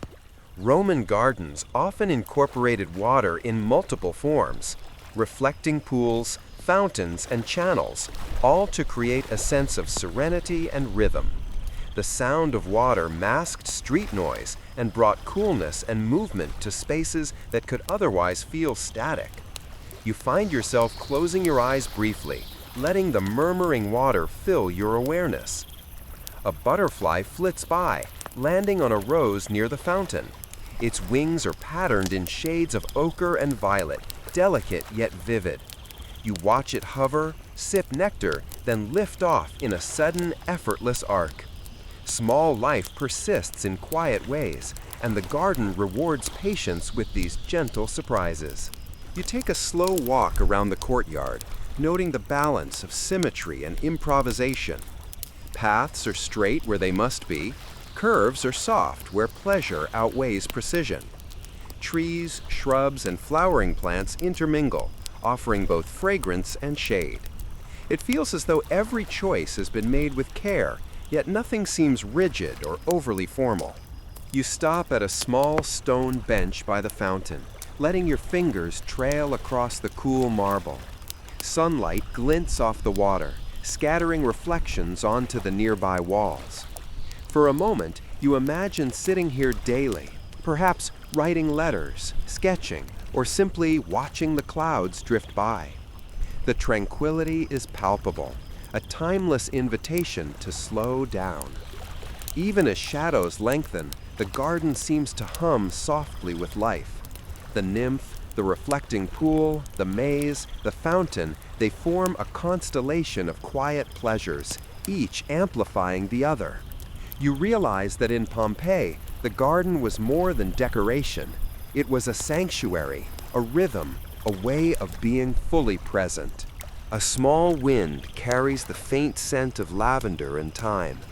You inhale deeply, letting it settle in your chest. The afternoon sun, the rustle of leaves, the distant sounds of birds and water, all combine into a gentle lullaby. You take another slow sip of wine from the tray, letting the cool liquid contrast with the warmth around you. As you rise to leave, your gaze drifts once more over the nymph statue. The verdigris highlights its curves, giving the impression of subtle motion even in stillness. You smile. Even 2 millennia later, art, water, and greenery can coax a kind of magic that words alone cannot capture. With a final glance, you step back onto the main path, feeling the gentle pull of the garden guiding you toward new corners, unseen paths, and quieter discoveries yet to come. You wander along the main path once more, leaving the ornamental maze and reflecting pool behind. The sunlight now slants lower, casting longer shadows across the gravel and highlighting the intricate patterns of the floor mosaics beneath your feet. The air is still warm, but carries a faint chill from the evening, and the garden feels as though it's preparing for a softer, slower rhythm. Ahead, the path opens onto a corner of the garden that feels deliberately wild. Here, taller shrubs lean into each other, interspersed with clusters of flowers that seem to have grown without strict direction. You notice daisies, marigolds, and small bluebells stretching toward the sun. Bees hum lazily among the blooms, moving from one flower to the next, a quiet orchestra of movement and sound. You bend slightly to examine the flowers more closely. The Romans loved color and fragrance, often selecting blooms not merely for appearance, but for symbolic meaning. Daisies for innocence, marigolds for warmth, bluebells for constancy. Historians still argue how much weight people truly gave to symbolism versus sheer aesthetic pleasure, but in this corner of Pompeii, both coexist effortlessly. The faint sound of water draws your attention. Tucked behind a screen of hedges is a small, rectangular basin carved into stone. The water is clear and shallow, reflecting the surrounding greenery like a miniature mirror. Tiny fish flit beneath the surface, their movements stirring gentle ripples that catch the sunlight. You kneel beside the basin, letting your fingers trail through the cool water. The sensation is grounding, soothing, as if the garden itself is coaxing you to pause and breathe. Beyond the basin, a line of cypress trees stretches along the boundary wall. Their dark, vertical forms contrast sharply with the softer, brighter foliage below. You walk toward them, noting the way sunlight filters between the branches, creating a rhythmic pattern of shadow and light on the path. The Romans prized cypress for both aesthetic and symbolic reasons, its evergreen nature representing immortality and protection. Perhaps that's why these trees have survived so gracefully through the centuries, resilient against time and eruption alike. You pause beneath one of the cypresses, resting your palm against its rough bark. The texture is surprisingly cool and solid, grounding you in the present. Somewhere nearby, a small lizard scuttles across a patch of sun-warmed stone, pausing momentarily to watch you before disappearing into a shadowed crevice. Life persists here in small, patient bursts. The garden path curves again, leading you into a narrow corridor flanked by flowering shrubs and small olive trees. The air here is heavy with scent, a mix of rosemary, lavender, and the faint, tangy sweetness of ripening olives. You take a deep breath, letting it fill your lungs. The effect is subtle but immediate. Your shoulders relax, your mind slows, and the rhythm of your steps aligns with the quiet pulse of the garden. You notice a small stone bench tucked between the shrubs, partially hidden from view. Its surface is smooth from decades of use, perhaps centuries. You sit, letting your hands rest on your knees, watching sunlight glimmer through the leaves overhead. In this corner, the garden feels intimate, almost secret. You can easily imagine the villa's inhabitants slipping away here to read, write, or simply think, seeking quiet moments away from the demands of daily life. On the ground beside the bench, a few small terracotta figurines lie partially buried in soil. Their shapes are simple, a little roughened by time, yet they hint at personal significance, perhaps offerings, talismans, or toys. You pick one up gently. The surface is warm and dusty, a tangible connection to lives long past. Historians still debate the precise purpose of such figurines in Pompeii. Some argue they were protective charms. Others suggest they were simply decorative or devotional. Whatever the truth, they carry an undeniable intimacy. From this perch, you notice how the garden's design balances formality and freedom. Straight paths intersect with winding corridors, flowering shrubs are interspersed with fruiting trees, and water features punctuate the space without dominating it. The overall effect is a choreography of sight, sound, and scent, carefully curated yet appearing natural, effortless. A soft breeze carries the faint scent of crushed thyme underfoot. You bend to brush your fingers across the low-growing plants, noting how the aromatic oils release with each gentle touch. The scent is grounding, almost hypnotic, reminding you that gardens engage not just the eyes, but all the senses. Nearby, a small fountain murmurs quietly, the water cascading from a carved spout into a shallow basin. You move closer, letting the soft splashes provide a rhythmic background to your thoughts. The Romans understood the importance of sound in garden design, using flowing water to mask street noise, create meditation points, and enhance the sensory experience. You lean against the fountain's edge, letting your fingers trace the worn carvings, imagining the hands that shaped the stone so long ago. Above you, vines crawl across trellises, their tendrils curling like delicate fingers. Tiny blossoms peek from among the leaves, white and violet, their petals fragile yet resilient. You wonder whether the villa's owner planted these deliberately or whether they spread on their own, tamed only enough to maintain grace without rigidity. There's beauty in the balance, careful attention without suffocating spontaneity. You take another slow breath, letting the scents and sounds of the garden settle around you. Somewhere in the distance, a bird calls, its song soft and fleeting. The trees shift gently in the breeze, casting patterned shadows on the path. You close your eyes for a moment, letting the quiet rhythm wash over you, the sense of timelessness deepening. When you open your eyes, the garden has transformed subtly. Shadows stretch longer, the sunlight is richer, and the fragrances mingle more fully in the cooling air. You feel a sense of connection, not just to the space, but to the countless lives that have moved through it. Servants tending plants, children chasing each other, a villa owner pausing to drink in the serenity of their creation. Rising from the bench, you follow the path onward. Each step is deliberate, measured, as if moving slowly helps the garden share its story more fully. The combination of scent, color, sound, and memory guides you forward toward yet another discovery, each corner revealing a new intimacy, a new quiet moment suspended between past and present. Even in its decay, the garden speaks.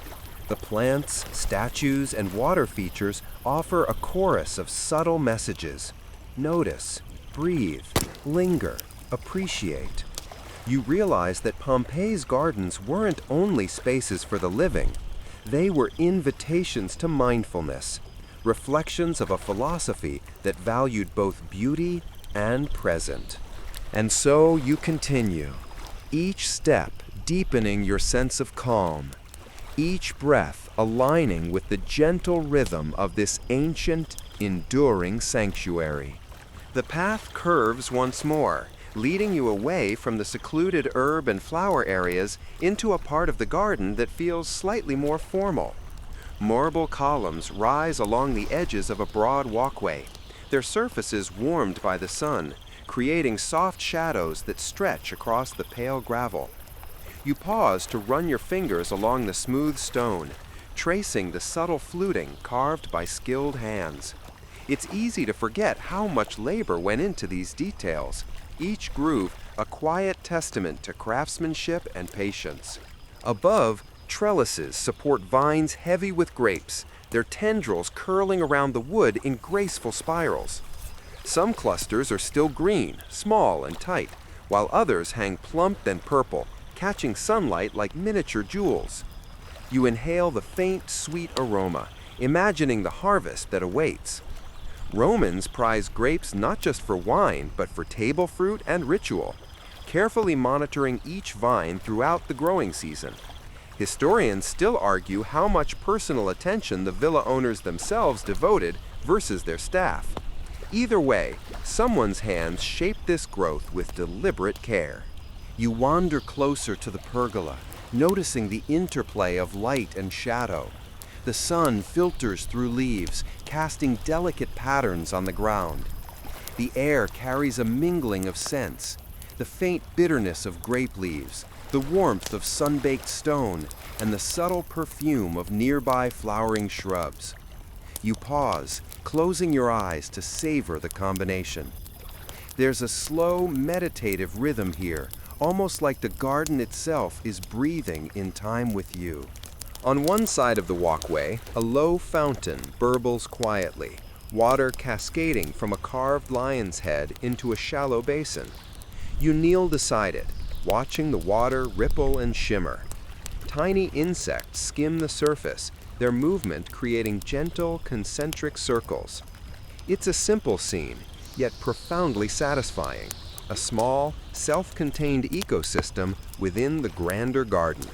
Beyond the fountain, a row of statues lines the path. Each figure is carved from marble, weathered but elegant.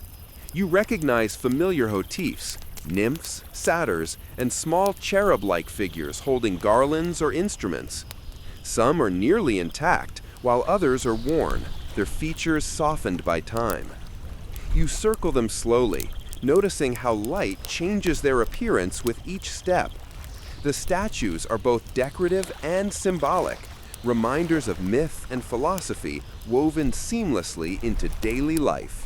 A gentle breeze stirs the pergola vines, causing a shower of tiny leaves and petals to drift down around you. You lift a hand to catch one, feeling the soft, dry texture against your palm. Perhaps a Roman gardener once paused in this exact spot, brushing stray leaves aside while tending the vines. The thought bridges centuries, creating a quiet intimacy.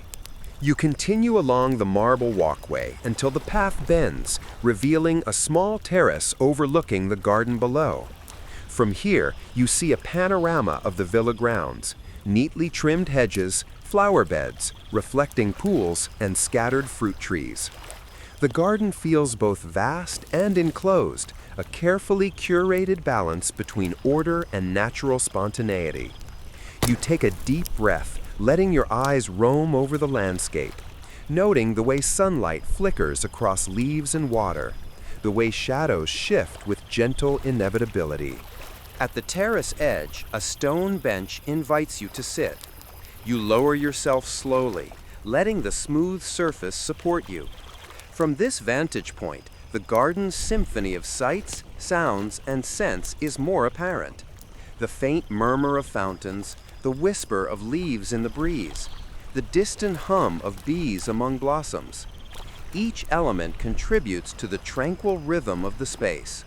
Nearby, a small cluster of terracotta pots contains young plants, possibly medicinal herbs or decorative seedlings. Their placement seems casual, yet intentional, suggesting the gardener's careful planning. Some scholars still debate whether Romans distinguished sharply between ornamental and practical planting, or treated them as complementary aspects of a living composition. Here, the distinction seems irrelevant.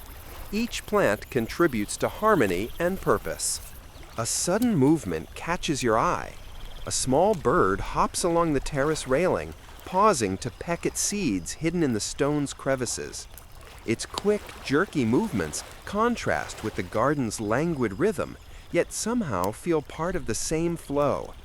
You watch silently, savoring the combination of activity and repose, life's persistence evident in even the smallest creature. You lean back against the bench, closing your eyes to absorb the gentle warmth of the sun. The marble beneath you retains a faint heat, comforting without discomfort. The breeze brushes lightly across your face, carrying the mingled scents of herbs, fruit, and blossoms. It's easy to imagine the villa's owner sitting here on similar afternoons, perhaps with a scroll or tablet in hand, drinking in both the labor and leisure of their domain. Your gaze drifts to the grapevines above. Sunlight glints off the leaves, illuminating the veins and highlighting the delicate twists of tendrils. You notice tiny clusters of grapes that are nearly translucent, catching the light in subtle hues of violet and green. The detail is mesmerizing, each leaf and fruit a testament to the patient nurturing of centuries past. As you sit in the terrace's gentle warmth, you notice a faint trace of laughter in your mind, perhaps carried from some long-ago gathering. Children or servants? Guests reclining with cups of watered wine. You can't be certain, and that ambiguity feels right. The garden holds countless lives, each moment layered upon the next, some visible, some only implied.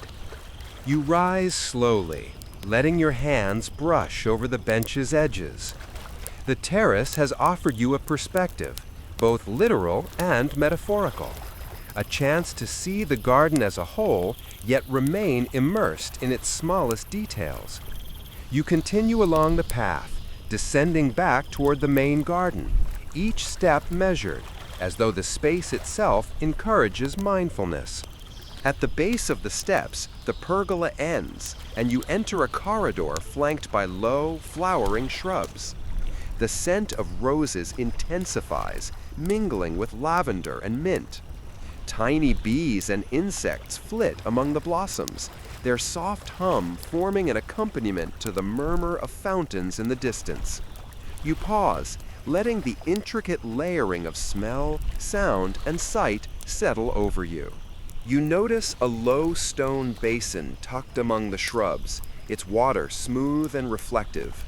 You kneel briefly to observe it, seeing sunlight glittering off its surface and the delicate shadows of leaves above dancing across the water. It's a microcosm of the garden's rhythm, motion and stillness, shadow and light, fleeting life preserved in suspended beauty.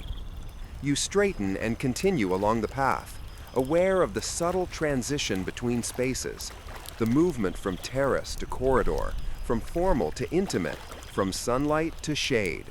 The design feels deliberate yet gentle, guiding rather than forcing your attention, offering constant invitation to notice, breathe, and linger. As you walk, the scent of herbs deepens, rosemary, thyme, and a hint of basil carried on the breeze. You brush your fingers against a shrub, releasing a cloud of fragrance. There's a quiet satisfaction in these small, deliberate encounters, each touch, each scent, a whisper from the past, connecting you to hands long vanished, yet intimately present in the living garden. Finally, you arrive at a small open courtyard, its walls painted in fading reds and yellows, still hinting at the vibrancy they once possessed. In the center, a simple fountain trickles quietly, surrounded by modest shrubs and flowering plants. You step closer, letting the soft sound of water and the warm, fragrant air envelop you.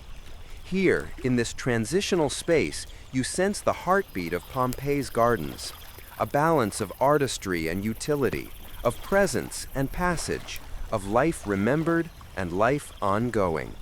You pause, inhaling deeply, feeling a rare calm settle into your chest, a quiet understanding of why these gardens were so cherished, so carefully tended, and so enduring. You step into the small open courtyard, feeling the sun now softened by the approach of evening. The walls, painted with fading reds, yellows, and the occasional trace of blue, still glow faintly in the light. The colors are muted but warm, and for a moment you imagine the original brilliance, the effort, skill, and artistry that went into creating such a backdrop for daily life. A few small birds flit across the courtyard, their shadows gliding along the sun-warmed stone floor. In the center stands the fountain, simple yet elegant, water spilling steadily from a carved spout into a shallow basin. The gentle sound soothes you immediately, a low murmur accompanying the soft rustle of leaves and the occasional chirp of a bird. You kneel to touch the cool surface, letting a finger ripple through the water. Tiny reflections dance across the basin's edge, shimmering like fragments of sunlight captured in liquid. Even in such simplicity, there is art, intention, and a measure of serenity. Around the courtyard, the garden opens into smaller alcoves filled with fragrant herbs and delicate flowers. Lavender and rosemary mingle with low-growing thyme, their aroma strong and grounding. You kneel near one of the herb beds, brushing your fingers through the soft leaves. The scent rises in a subtle cloud, mingling with the sweetness of small roses that bloom nearby. This corner of the garden seems designed for quiet contemplation, a space where one can sit and notice life in its smallest forms. A narrow path curls through the courtyard, lined with low stone benches and small terracotta pots. Each pot contains young plants, carefully nurtured, their leaves vibrant against the warm earth. You notice faint scratches and marks on some pots, small signs of human care and interaction, perhaps left by children or servants. Historians still debate the exact role of children in Pompeian gardens, whether they played freely or contributed to maintenance. But either way, their presence is almost palpable here. You follow the path toward one of the alcoves, where a low trellis supports flowering vines. White blooms glimmer in the soft sunlight, their petals delicate and almost translucent. You reach out, letting your fingers brush the edges. The texture is silky, fragile, yet resilient. You imagine the gardener kneeling here centuries ago, tending each vine with care, whispering encouragement or humming a quiet tune. Above the alcove, the air is cooler, the shadows longer. A faint breeze carries the mingled fragrances of fruit, flowers, and earth. Somewhere in the distance, a bee hums lazily, moving from flower to flower. You pause, closing your eyes to absorb the layered sounds and scents, feeling a sense of continuity, a rhythm that has persisted across time. Near the back of the courtyard, a small raised bed holds vegetables, onions, lettuces, and broad beans. The plants are tidy yet lively, reaching for sunlight, their leaves swaying in the gentle wind. You kneel beside the bed, brushing your fingers against the soft leaves. The Romans valued these practical plants alongside the ornamental, blending beauty with sustenance. Historians still argue how much emphasis ordinary Romans placed on ornamental beauty versus practicality. But here the balance feels effortless, intuitive. You rise slowly and walk toward the far edge of the courtyard, where a low wall forms a gentle boundary. Climbing roses spill over the top, their vines twisting around small trellises. You lean closer, inhaling deeply as the fragrance blooms into the warm evening air. The petals are soft, velvety under your fingers, and a small butterfly lands briefly before fluttering away. Such fleeting life adds a quiet, charming unpredictability to the carefully curated garden. A small stone basin rests near the wall, partially shaded by a flowering shrub. You kneel to dip your hand into the cool water, feeling the contrast between sun-warmed stone and refreshing liquid. Tiny droplets cling to your skin, catching the last rays of sunlight. You watch as a few leaves drift onto the water surface, carried gently by a soft breeze. And you feel the deliberate yet casual harmony of this space, a balance between intention and nature's whims. You wander toward another alcove, where a marble statue stands quietly among the greenery. It depicts a reclining nymph, her features softened by time, verdigris adding subtle shades of green to the marble. You circle her slowly, noticing the careful curves, the slight tilt of her head, the delicate balance of grace and stillness. Such sculptures were intended not only as decoration, but as invitations to pause, reflect, and perhaps imagine conversation across centuries. The soft murmur of the fountain continues, accompanied by the occasional clink of stone as a small animal or breeze nudges leaves. You lean lightly against a nearby bench, feeling the worn edges beneath your hands, smooth from decades of use. The quiet rhythm of the courtyard, combined with sunlight, scent, and sound, draws you deeper into a meditative state, making the surrounding world fade to a gentle hum. Above, vines curl along trellises, their tendrils stretching as if seeking the sun. Small fruits and flowers peek through the foliage, tiny bursts of color in a subdued palette. You watch a single bee navigate carefully among the blossoms, noting its patience and precision.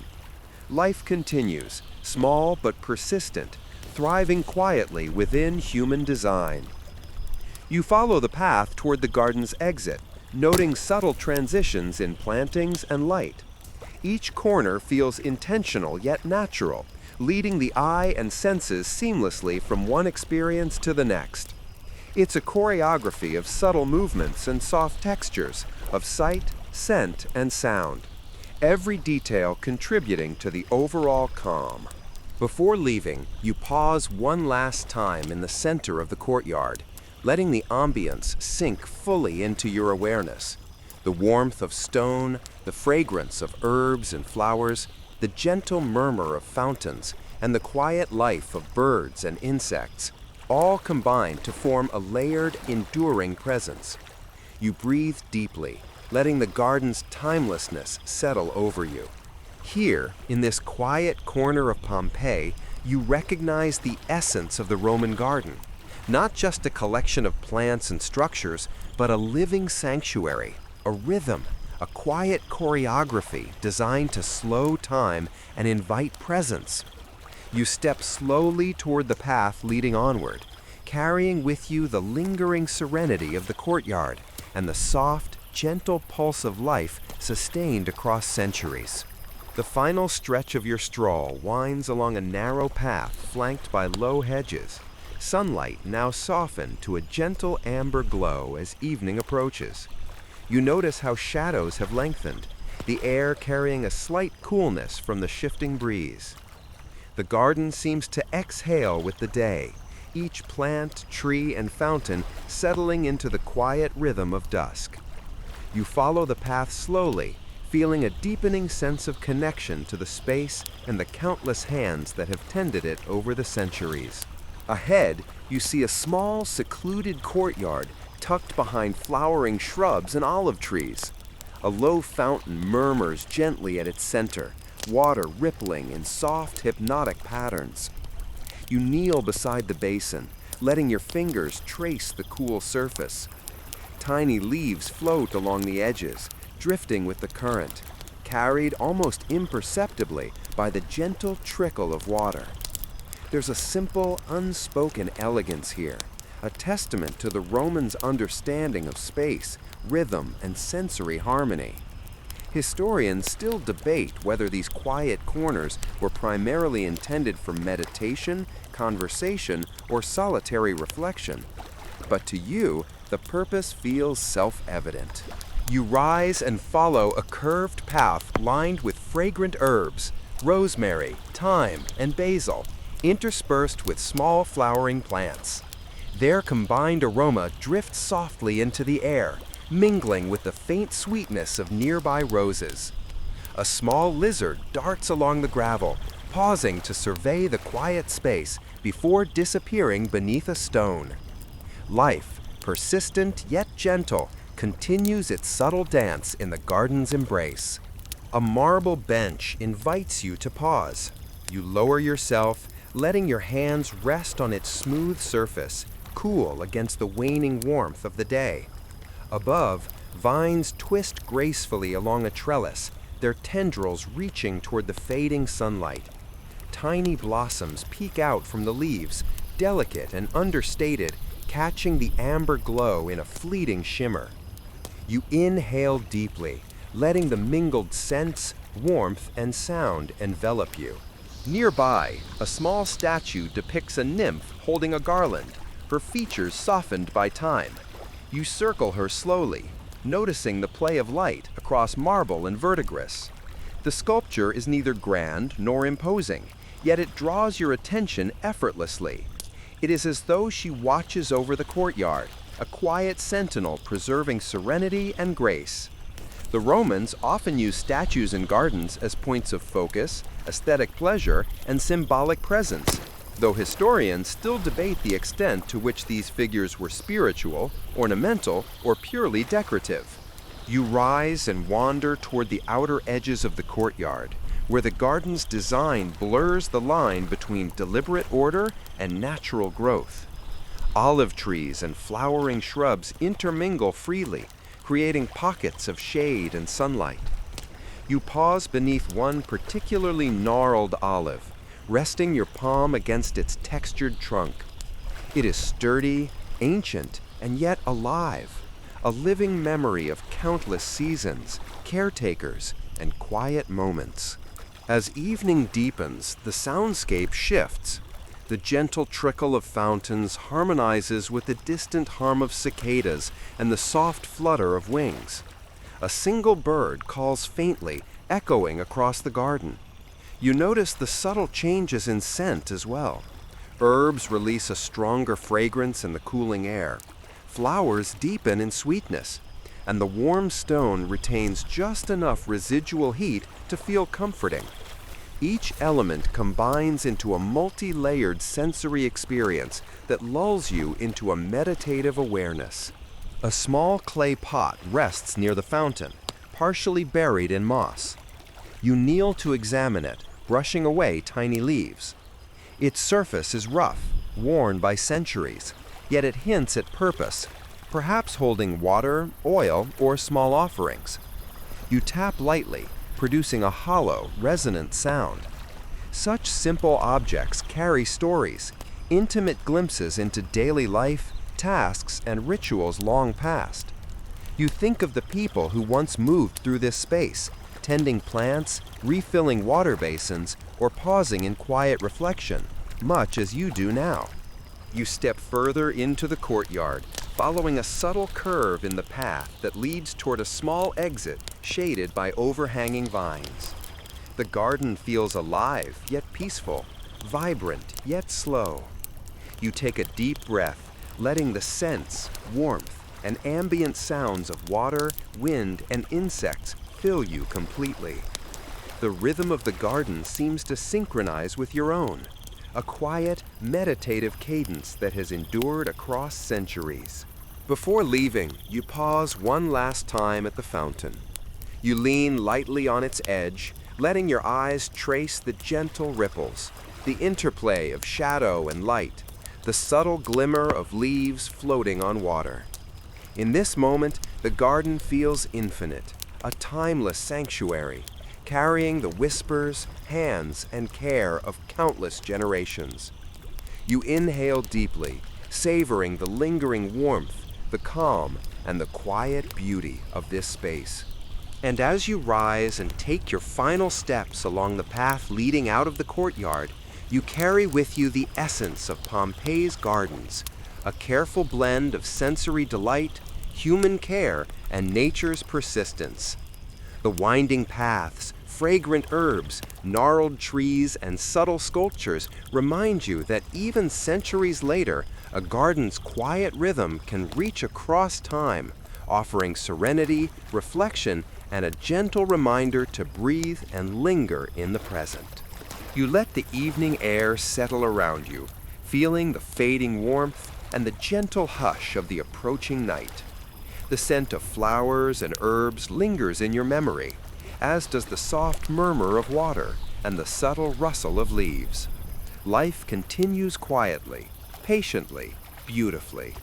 The garden's legacy endures, not in grandeur or monument, but in these small, intimate moments of observation, presence, and care.